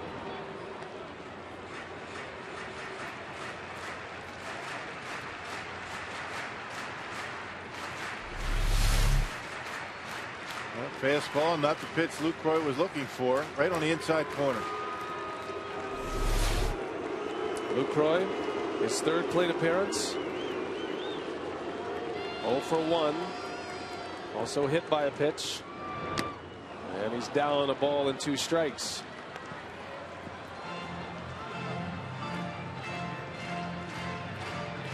Putz struck out Lucroy in game 1. First save of the year for J.J. Putz.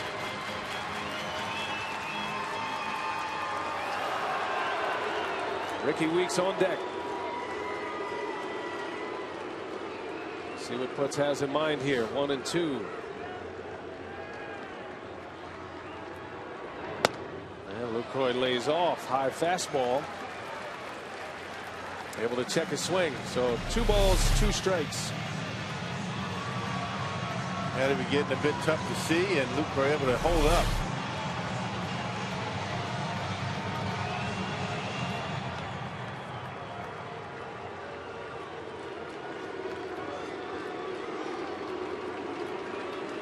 Crowd yells out Luke. Nearly 38,000. Brewers are hoping to send him home happy here today. The 2-2, and Lucroy takes a ball outside. Wow. Yikes. That didn't miss by much. Where did it miss? Goodness gracious. Paul Nauert, home plate umpire. Didn't like it. Could have gone either way. You see pitch number 5 over there, right on the black, according to our Fox tracks, presented by Jeep. So now the count is full. And Lucroy fights off that splitter. Boy, he's leaving that pitch up, isn't he? Really hasn't put one where he's wanted it, and that's down around the shoot tops. That was a very good pitch to hit right down the middle.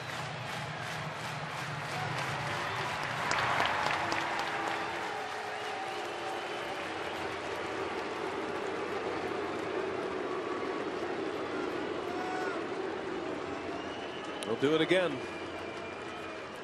Another payoff pitch from J.J. Putz. And Lucroy to the right side. It's a base hit. Aoki around third. He's going to try. Kubal's throw to the plate. And Aoki is safe. We're tied. Lucroy delivers in the clutch.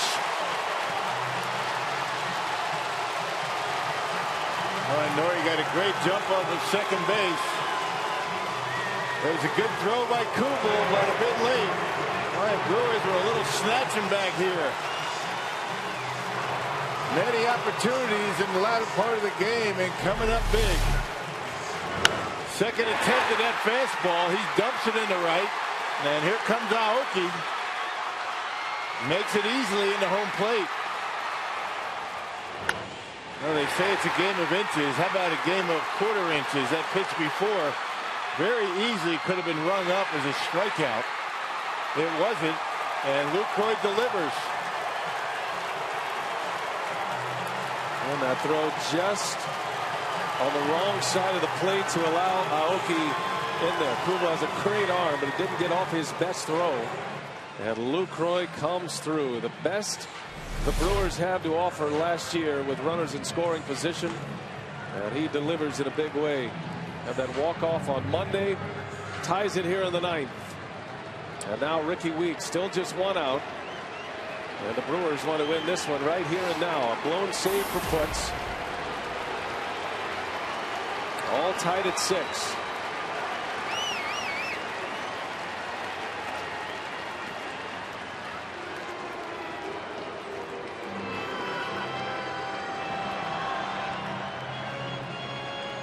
A beaten up roster. So many injuries, and the Brewers able to come back. This would be a signature win to start this year. Weeks takes a ball, down and in. Now watch the way Montero reaches in front of home plate and then has to bring the tag back. If he lets the ball get to him and maybe get in front of home plate, it might have been closer. Jonathan Lucroy in kind of a tough spot. If they cut that off and he gets thrown out, then he looks bad. So he remains at first. You know, that throw was a little bit higher, and Lucroy knew that that ball was not going to be able to be cut off. He might have gone into second base, but because the throw was right at the cutoff man, he was kind of stuck. Wasn't sure whether he should go or not. There's Luke. Yeah, see if that ball was cut off, he might have been tagged out. Goldschmidt did a good job as well. He deked him as if he was going to make the catch and put a tag on him. Heads up play by the Diamondbacks first baseman. Everybody on their feet here. All tied at 6. And the 1-1 to Weeks. High and tight. Close shave. Backs him out of there. The splitter that got away. Yeah, that splitter has not been a good pitch for him. Every one of them have been up in the strike zone. That one almost gets Ricky up around the head. Putz notched his first save on Friday. His first blown save here today. 3 times Weeks has had game winners for the Brewers at home. Ooh, had a big cut. 2-2.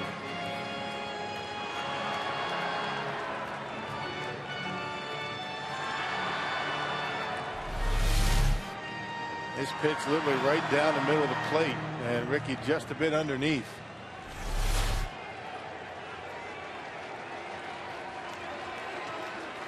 There's the winning run at first base. Lucroy not a threat to run. And Weeks strikes out.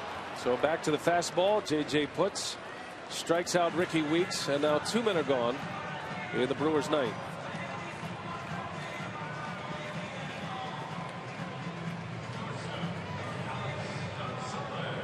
Alex Gonzalez. 2 hits today, a line drive out with the bases loaded. He homered back in the 4th inning.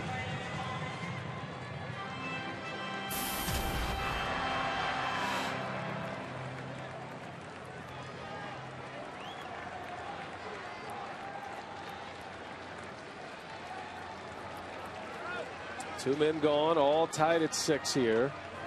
And Gonzalez looks at strike 1.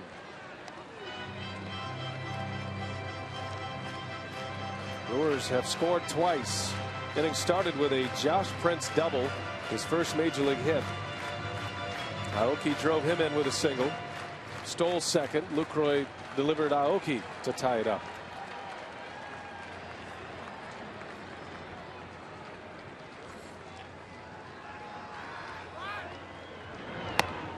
And it's 0-2 on Gonzalez.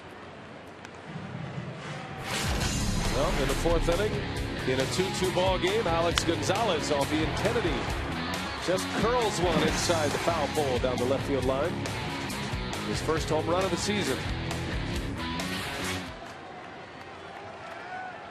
He's down 0-2. Looks like Putz content to stay away from Gonzalez.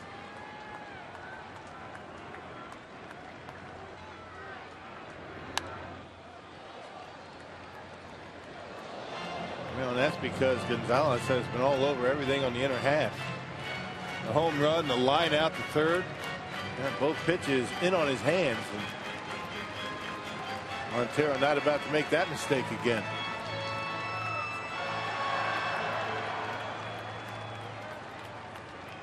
Logan Schaefer would be next. 2 outs. Alex Gonzalez with Lucroy at first.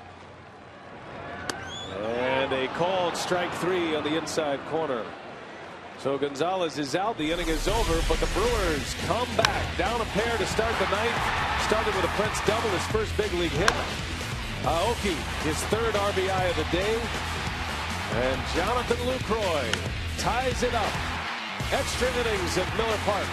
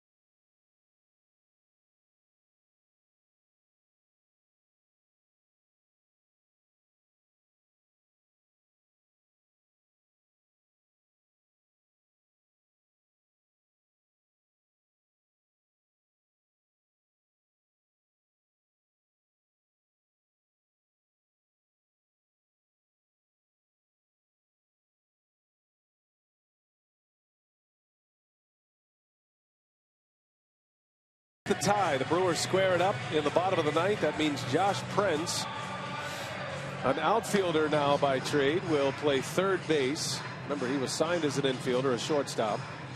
So he is at third as Renicky uses as a double switch here. That moves Betancourt over to short. He's played 3 positions in this game. Gonzalez is now out. And all that for John Axford, who is in the game in a tie game in the 10th inning. FO for run and save opportunities. Got roughed up on Wednesday against the Rockies. 2/3 of an inning, 5 hits. He got 3 runs, including 2 homers. So a tie game here in the 10th. Ron Renicky looking for a 0 and a run on the board for the Brewers.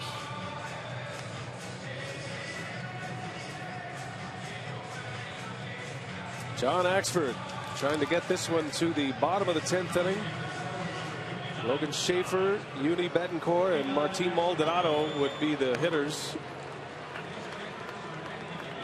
as the Brewers have come back here today. They scored a run in the 7th. Gomez with an RBI, and 2 in the 9th. Aoki and Lucroy.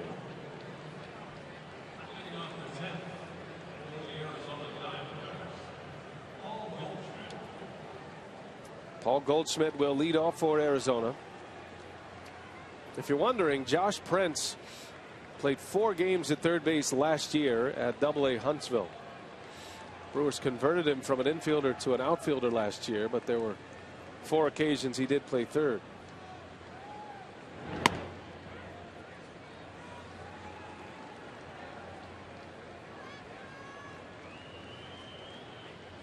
Brewers have some players in some unfamiliar positions, including Maldonado at first base.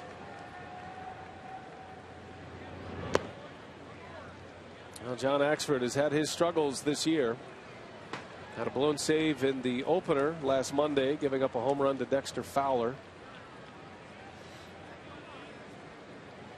And then was roughed up pitching in a non-save situation in the final game of that series.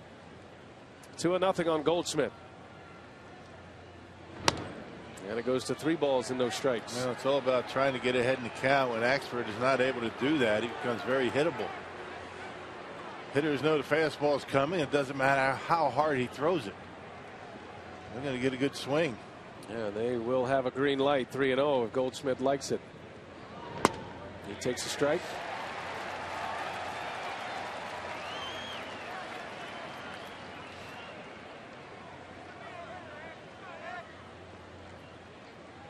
Lucroy's big hit has sent us to the 10th. Now trying to get Axford through this 10th inning. 3-1. Goldschmidt sends one high in the air, center field. Gomez drifting back at the wall. He's got it. Goodness. Just missed it, did Goldschmidt. It sounded like a home run off the bat, and Gomez able to get back there just in front of the fence. Hit it to the deepest part of the park. 3-1 fastball. That's what we're talking about. Mid-90s, and Goldschmidt just got under it, and Gomez holds it in. Close. And one gone for Axford. So here's Jason Kubel. That ball's hit well left field. Logan Schaefer going back. Schaefer in front of the fence makes the catch. Long, loud out. 2 up and 2 down for John Axford.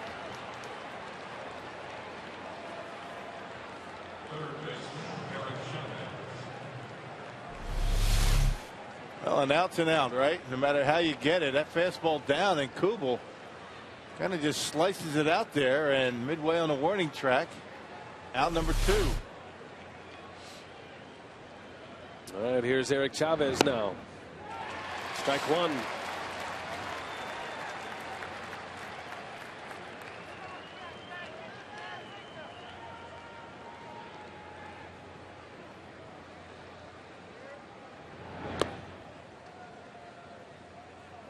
Brewers have used every position player.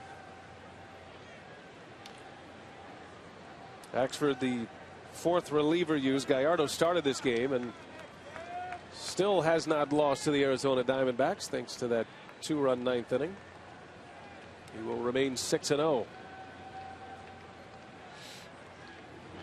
Chavez takes strike 2. Dropped a curveball in there, and it's 1-2. And the equalizer for the Axeman. Throws that curveball for strikes.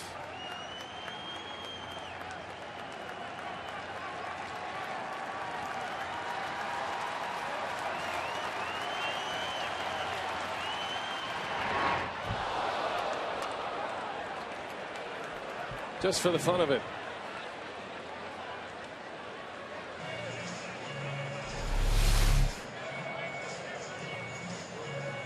Kind of getting sick of the bunting anyway. Yeah, well, it's going to be down tomorrow. A bullseye. 2 balls, 2 strikes. Chavez down on strikes. Axford retires the side in order. Logan Schaefer will lead off. He'll be followed by Betancourt. And then Maldonado. Do the Brewers have a walk-off in them today?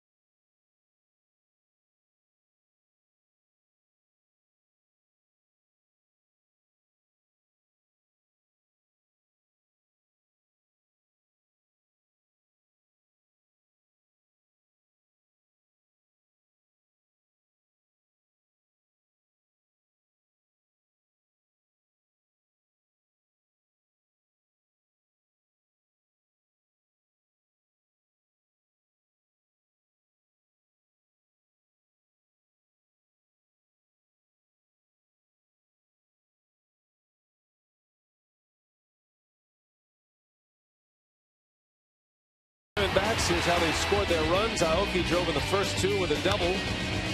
Then Alex Gonzalez went deep, his first home run of 2013. That gave the Brewers a temporary lead. And then the action in the 9th. Prince a double. Aoki drove him in. And then Jonathan Lucroy drives in Aoki to tie it up. And the Brewers get 2 in the bottom of the 9th. A blown save for J.J. Putz. All tied at 6 as we go to the bottom of the 10th now. Logan Schaefer will lead off. The Brewers are out of position players. So Schaefer will have to deal with left-hander Tony Sipp. Sipp, his second appearance in this series, 3rd overall, a .450 earned run average.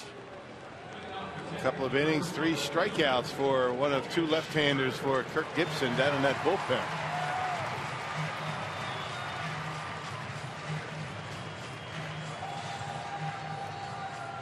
Schaefer, Betancourt, and then Maldonado. First 3 due up. Brewers down at the bottom of their order, and that's been the part of the order that has done the damage so far today. That even includes a hit by Gallardo, an infield hit by the Brewer pitcher. Brewers have 7 hits in the last 4 spots in their batting order today. 7 of the 13 hits. Second time Schaefer has tried to bunt his way aboard. Playing Schaefer to pull on the right side of the infield.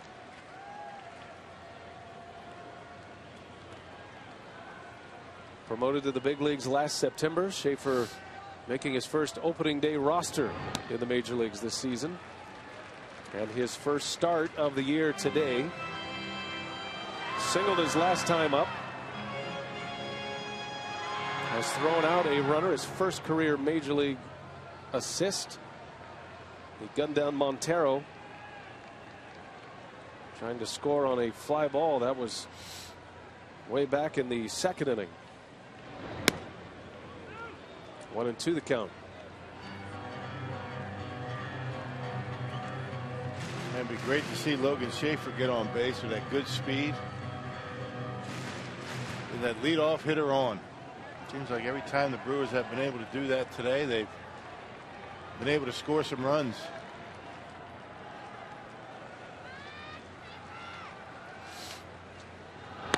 And a strike called on the outside corner. So Schaefer gone on strikes. Big fastball from the left-hander. Well, everything away to Logan Schaefer. That one catches plenty of the plate on the outer half, and Logan Schaefer knew it.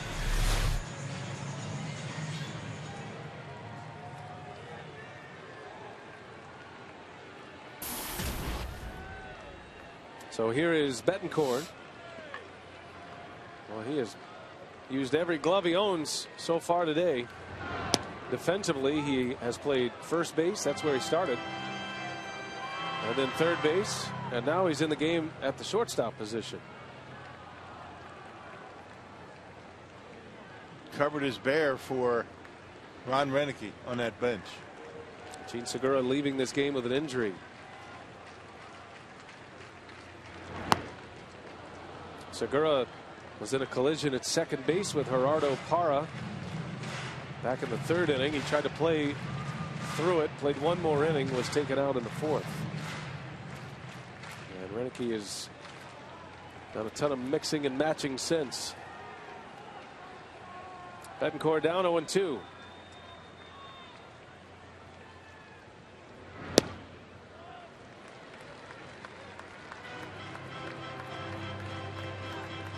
Uni has 2 hits today. He's 2 for 4. He scored twice. Both of his hits into left center.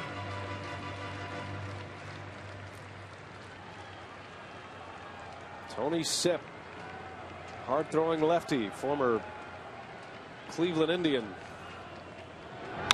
Betancourt into center field. Routine for Parra, and there is out number 2. 2 up and 2 down for the left-hander. That'll bring up Martin Maldonado.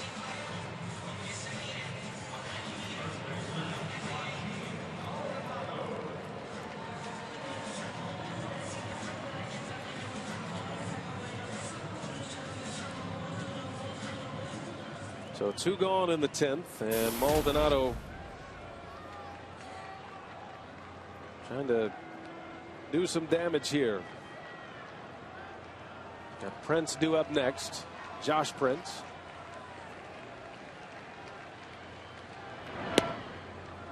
That double switch by Renicky allows him to work around the pitcher a little bit, and I'm guessing Axford would come back out for the 11th. There is no activity in the Brewers bullpen right now. Right, we've seen him do that before. Axford had a 3 up 3 down 10th inning with a strikeout. Tony Sipp not interested in coming inside on any of these Brewers hitters, and you understand why. Make a mistake inside, hit a home run. You make a mistake away, pretty much it's a single or a double. Another guy that has a good split finger fastball. That's probably what Montero wants here. And he missed with it, and it's 2-1. Yeah, now you can be very selective up there. Maldonado, look for something middle in, something he could jerk out of here.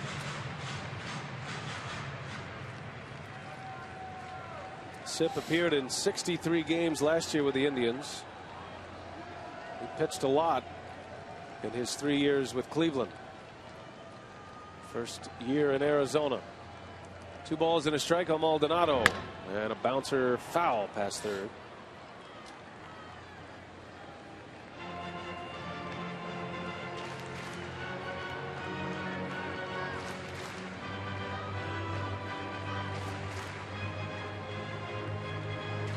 Well, if you're trying to build the drama here, and there's plenty to go around, wouldn't you love to get Josh Prince to the plate with a chance to win it for the Brewers? after coming off his first major league hit.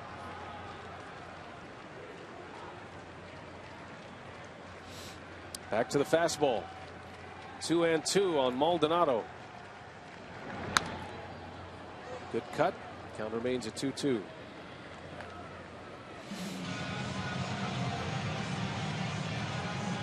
Brent's got it started in the ninth with that double. Hit it over the head of Parra in center field.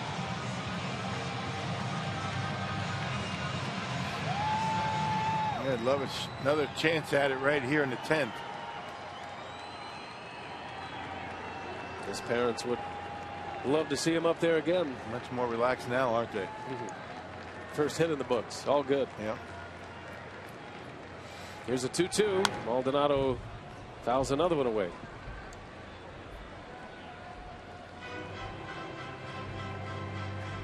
If this one goes to the 11th inning, Arizona at the bottom of their order. Pennington in the 8th spot, then the pitcher spot, and then back to Gerardo Parra.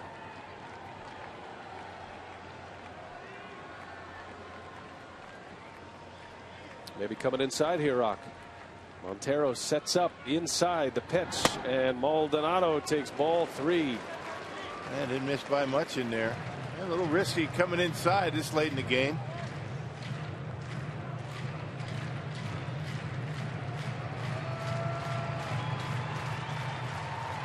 So now what do you do if you're set? Fastball, split finger pitcher. Something away. Going with a heat. Maldonado looking for a mistake. And the 3-2 is a called strike 3 inside corner. So Sent missed his spot but gets the punch out. And we go to the 11th inning at Miller Park.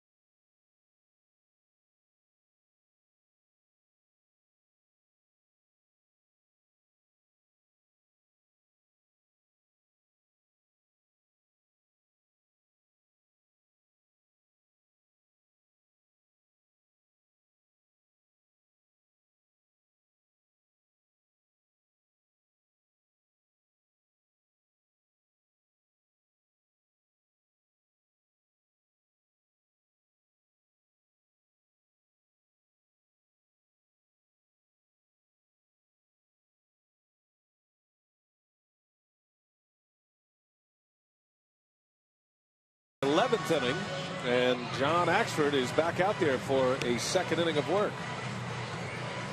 Well, pitch count wasn't too high for John, so Ron Meneke elected to send him back out there again. The Brewers are going to have the top of their order coming up. And you got Prince, the number 9 hitter, then the top, and feels as though his best shot at putting up a 0 is throwing John Axford back out there for another inning.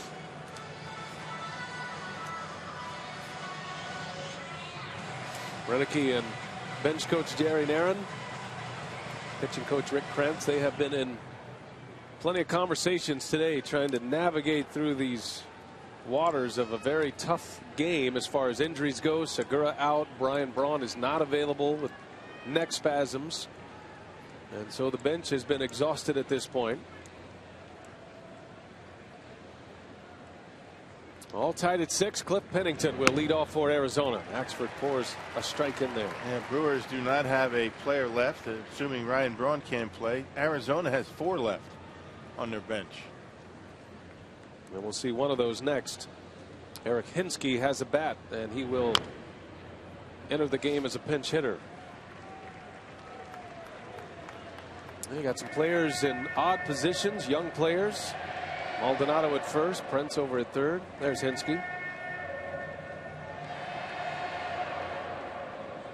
All things to keep in mind here as we carry on in this game.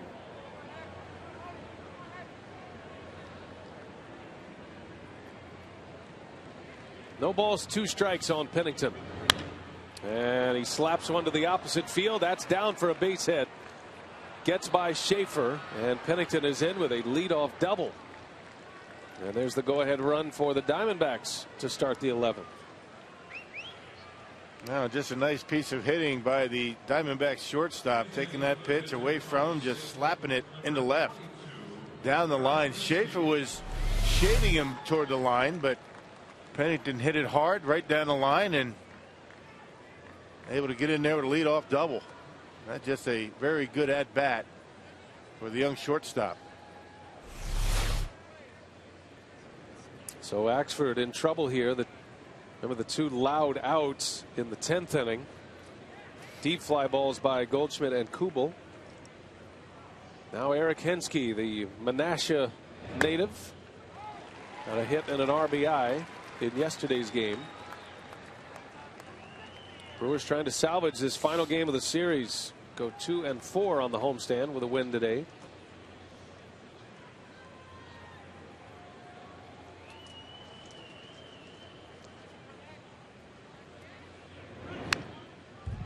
Oh, and 2 on Hinske. Axford could use a strikeout. And Hinske got an at bat in yesterday's game and doubled into center field on a fastball, and John Axford back-to-back curveballs to him in this at bat.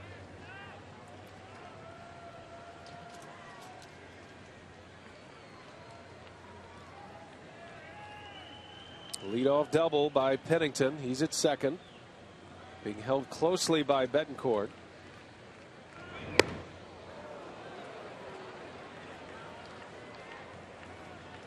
Lucroy had the hit that tied it in the 9th. Started this game on the bench.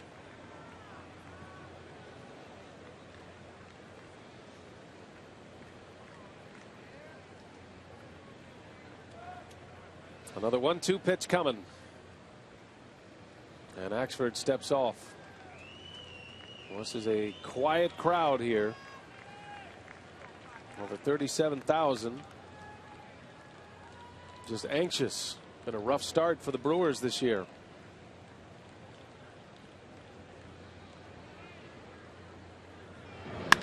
And that one's hit high and deep to center field. Gomez on the run. Gomez looks up, and that is way out of here.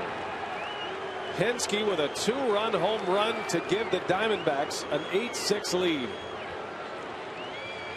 Yep, and he got a hanging curveball that time, and Hinske able to wait back. The Wisconsin native. And knocks one out of here to center field. Check out the curveball where it is. Up in the zone. Nice easy swing by Hinske. Big strong left-handed hitter. And way back out there in center field. Hinske goes up into the camera well in center field. Monster home run. And Axford's last hitter faced. Well, his struggles continue. We'll take a break. Diamondbacks lead 8-6.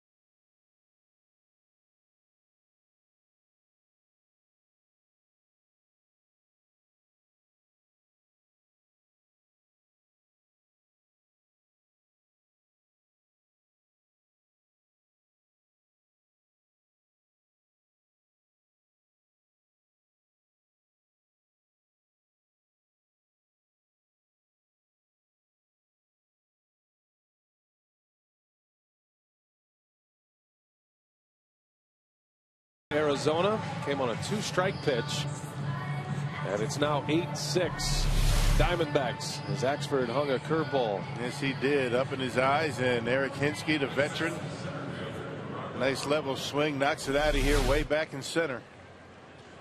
It's his 8th career pinch hit home run, Eric Hinsky. Michael Gonzalez now. And 4th appearance for Gonzalez. Appeared in Friday's game against these Diamondbacks.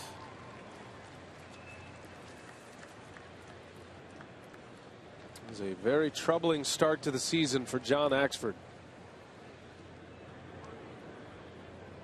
And a lot of home runs against Axford, a lot of home runs against the Brewers pitching staff in general. Now 13 home runs allowed on this opening homestand, 6 games. Just really, it doesn't go much deeper than inability to be consistent with his curveball. With respect to John Axford, he'll throw a couple of good ones and then he'll hang one. Second home run he's allowed this year on a curveball. High fastball strikes out Parra, and there is the first out of the inning. Hey, think about the 2 hits too. Axford got ahead of Pennington 1 and 2. That was a 2-strike double by Pennington, and then the home run was on a 2-strike pitch. High fastball to Parra, able to get him.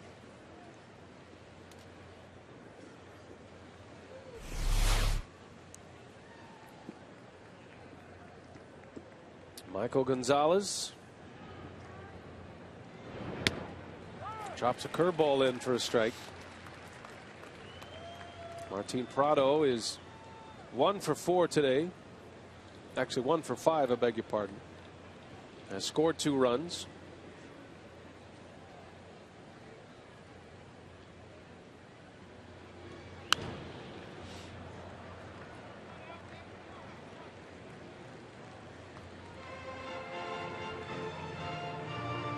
Busy day for the offense. A lot of crooked numbers up there. 8 runs, 13 hits for the Diamondbacks. Brewers with 6 runs on 13 hits. And hoping they have a few more in them. 0-2 pitch is high and tight. 1 and 2 on Prado. Brewers will have Josh Prince, Aoki, and Gomez due up in the bottom of the 11th.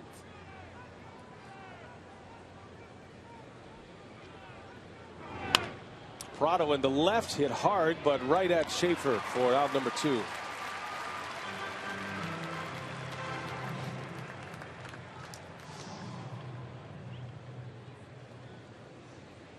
Brewers had a lead briefly in the 4th after Gonzalez went deep. It was a 3-2 lead. Arizona regained the lead in the 6th inning. Added 2 more in the 7th on an Aaron Hill homer. Brewers tied it in the 9th, and then the 2-run homer by Hinsky.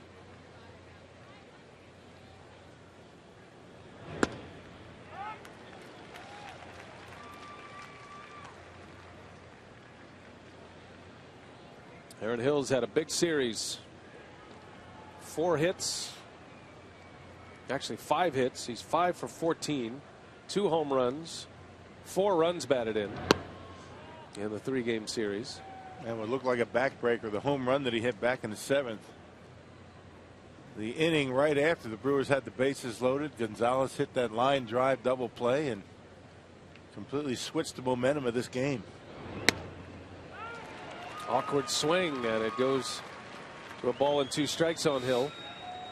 The breaking ball that time from Gonzalez.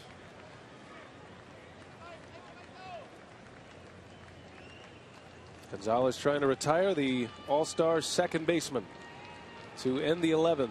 The 1-2 way outside for a ball.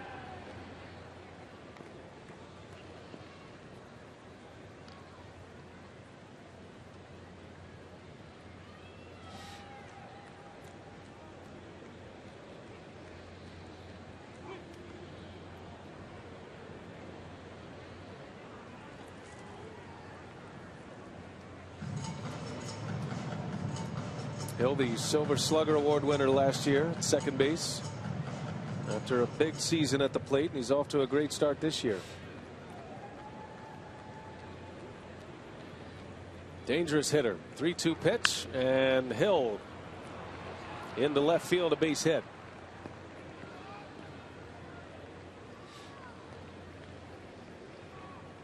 So the inning continues, the third hit of the inning. And that will bring Montero to the plate. Anytime the Brewers seem to make a mistake with a pitch, these Arizona Diamondbacks all over it. A 3-2 fastball right down the middle, a base hit. Gonzalez had him ahead in the count 1-2. Couldn't put him away. See how far Ricky Weeks is in the outfield grass.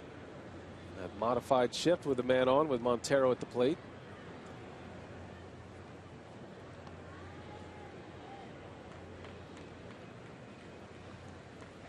Well, Ron Renicky started his day by acknowledging the injury problems. That's certainly a factor, but redirecting that conversation right back to the pitching staff. And it has not been a good start to the season on the mound for the Brewers. Certainly something that needs to turn around quickly. I just hope the second time through the rotation things are going to be better for the starters. You say you're going to get 6 runs and 13 hits on a day Gallardo pitches. You're feeling pretty good about it. Gallardo went 6 innings, allowed 4 earned runs on 9 hits.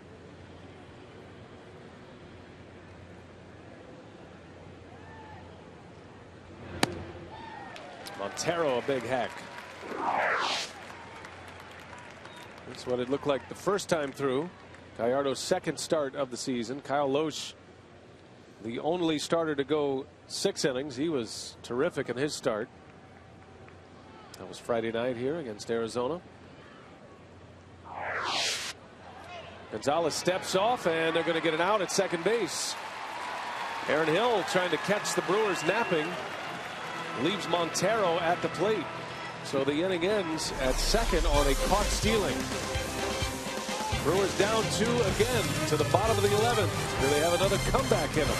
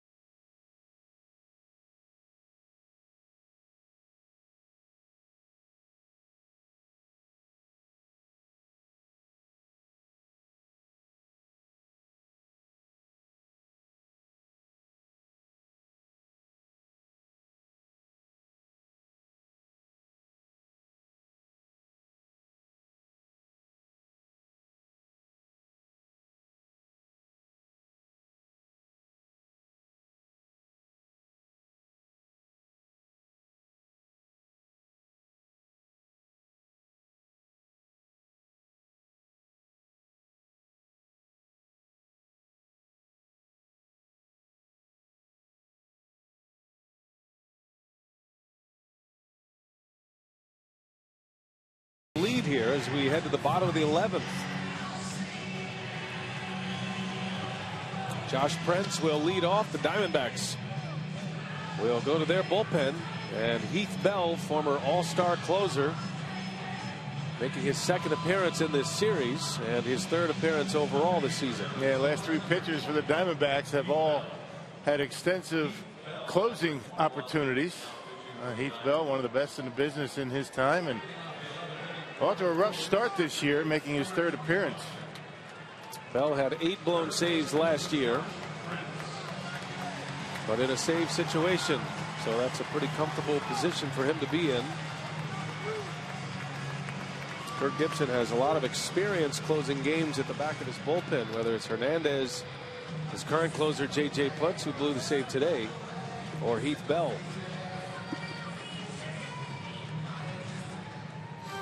Bell had signed a 3-year deal with the Marlins. Did not work out in Miami last season. He was traded to Arizona. So the Brewers down a pair, needing base runners. Josh Prince coming off his first major league hit his last time up. This was the combination that allowed the game to go into extra innings. Prince led off the 9th with a double. Aoki had the RBI single, and then Jonathan Lucroy tied it up with a base hit.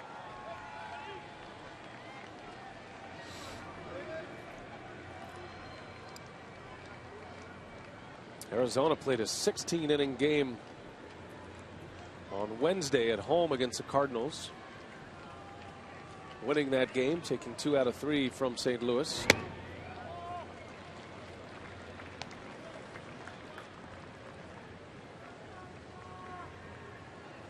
25-year-old Josh Prince, just his 2nd day in the major leagues.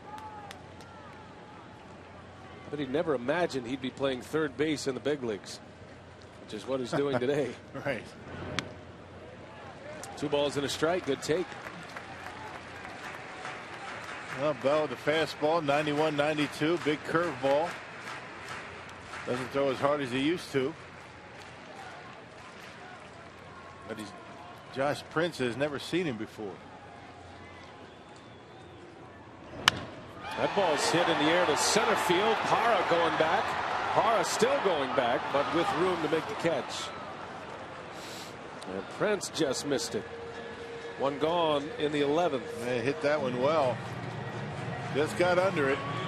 Well, it looks pretty comfortable up there at the plate. Fastball right down the middle. Good extension. Just got underneath a bit.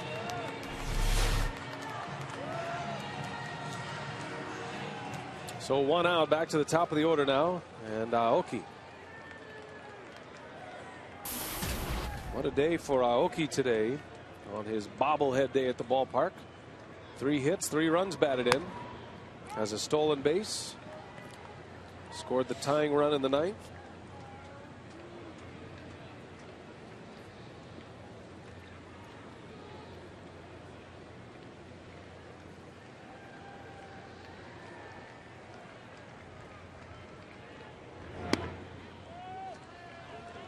Ball and a strike on Nori.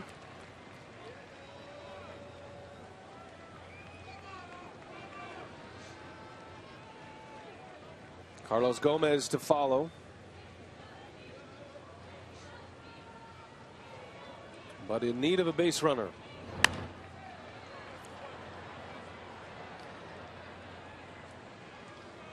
Nori Aoki has never had a 4-hit game. Now in his 2nd year with the Brewers. Every one of his 3 hits today have come with a man in scoring position. A good day for Aoki. Aoki now 9 for 26 for the season.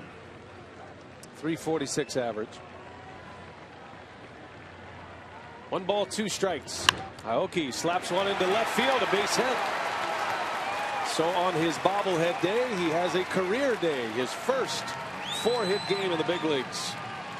And just doing a nice job of serving that baseball into left field. 2nd time he's done that today. Just wanting to make contact, put the ball in play, and just slices it in the hole between 3rd and short. That's a beauty. 3 singles and a double for Aoki. And now the Brewers will bring the tying run to the plate. And you got a couple of guys with some power coming up. Gomez with 1 out and takes strike 1 from Bell. Well placed fastball from Heath Bell. Lucroy would follow. Gomez hit 19 home runs last year, a career best.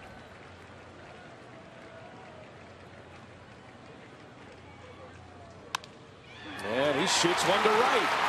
A base hit for Gomez. Aoki on his way to third. And the Brewers back in business here. 2 on in the 11th. Just 1 out. And it's going to be Lucroy again. Well, probably 1 pitch away from Gomez stealing second and getting into scoring position. Heath Bell with that high leg kick. Well, a fist job by Gomez. He pulls the hands in and kind of shoots it in the right. Didn't hit it very hard at all. Aoki able to get the third. Well, Gomez steals second, and then how about the base hit by Jonathan Lucroy? 2-hit day for Carlos Gomez. And Heath Bell, I would imagine, is a guy you could run on. Takes him a while to get rid of the baseball. Yep, high leg kick, and if he really gets right and you get the curveball, not much chance of Montero throwing you out. Lucroy continues to get the big at-bats. He has delivered as they chant Luke. Gomez stays put. Lucroy down the right field line. Kubo on the run. Can't get it. In to score Aoki. Gomez to third, and it's a 1-run game. And not going away yet. How about these guys? Jonathan Lucroy with his second RBI. Some big at-bats in the clutch here today. The only thing he didn't do, he didn't wait for Gomez to steal second, right? Gomez at third, though, with 1 out. Look at Lucroy just serving that baseball. Really good approaches today. Good at bat. 16 hits for the Brewers. And there's a big one for Lucroy. 8-7. Garth Orge talking about the line drive with Lucroy. Got a freeze on the line drive with 1 out. Gomez at third, the tying run, 1 away. Won't take much to get him home by way of a sac fly. Ricky Weeks.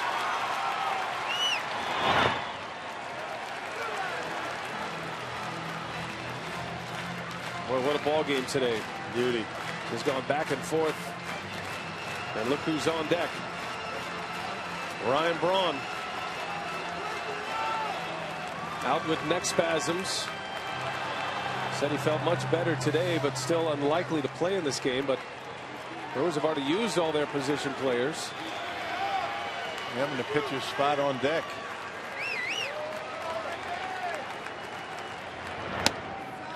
Weeks takes a strike. 1-1 the count.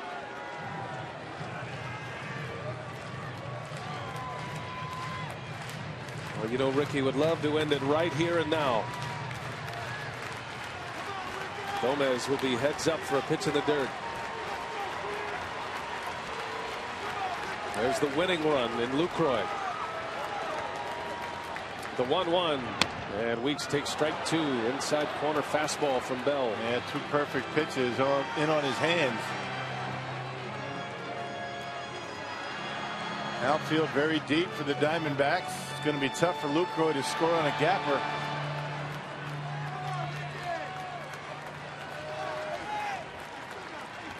Ball and 2 strikes. And Bell delivers a called strike 3 right at the bottom of the zone. And that ball looked down. Paul now it rings him up. Big out. The second out. Weeks doesn't put it in play, and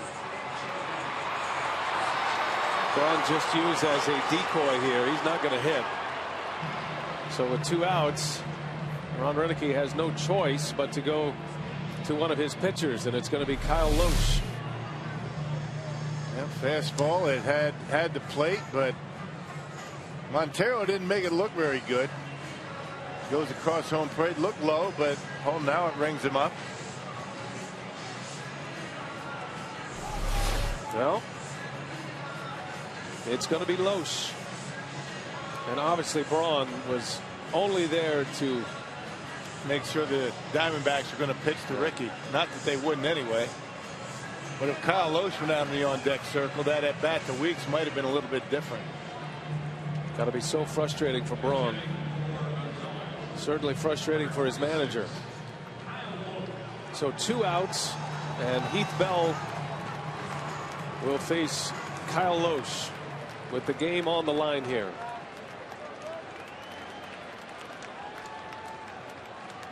Gallardo is Renick's best hitting pitcher, but Gallardo started this game, actually had a hit today. Loesch can handle the bat, but this is not the situation you want to have here. See if he can come up with something special.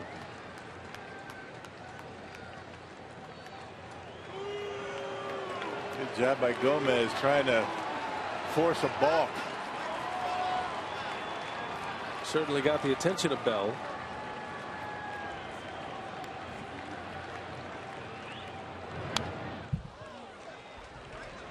Now Loesch is a career 152 hitter.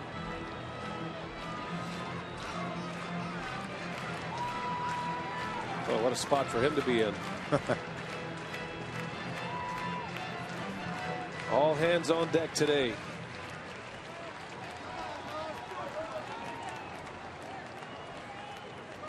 Odds are against him, but you never know. First and third, 2 outs. And it goes to 1 and 2. Well, that was a huge out for Bell to strike out Ricky Weeks. And because of the short bench, you have to send up one of your starting pitchers to try and tie the game. Tough situation. Now Loesch doing all he can to hang in there, and he takes a call at strike 3, and the ball game is over. And the Brewers' thin bench comes back to bite them here today. An 8-7 final score. The Diamondbacks win despite a couple of big rallies for the Brewers late. Heath Bell to save. Tony Sipp picks up the win. As we send it out to Craig Kashan, what do you have coming up for Brewers Live, Craig? Well,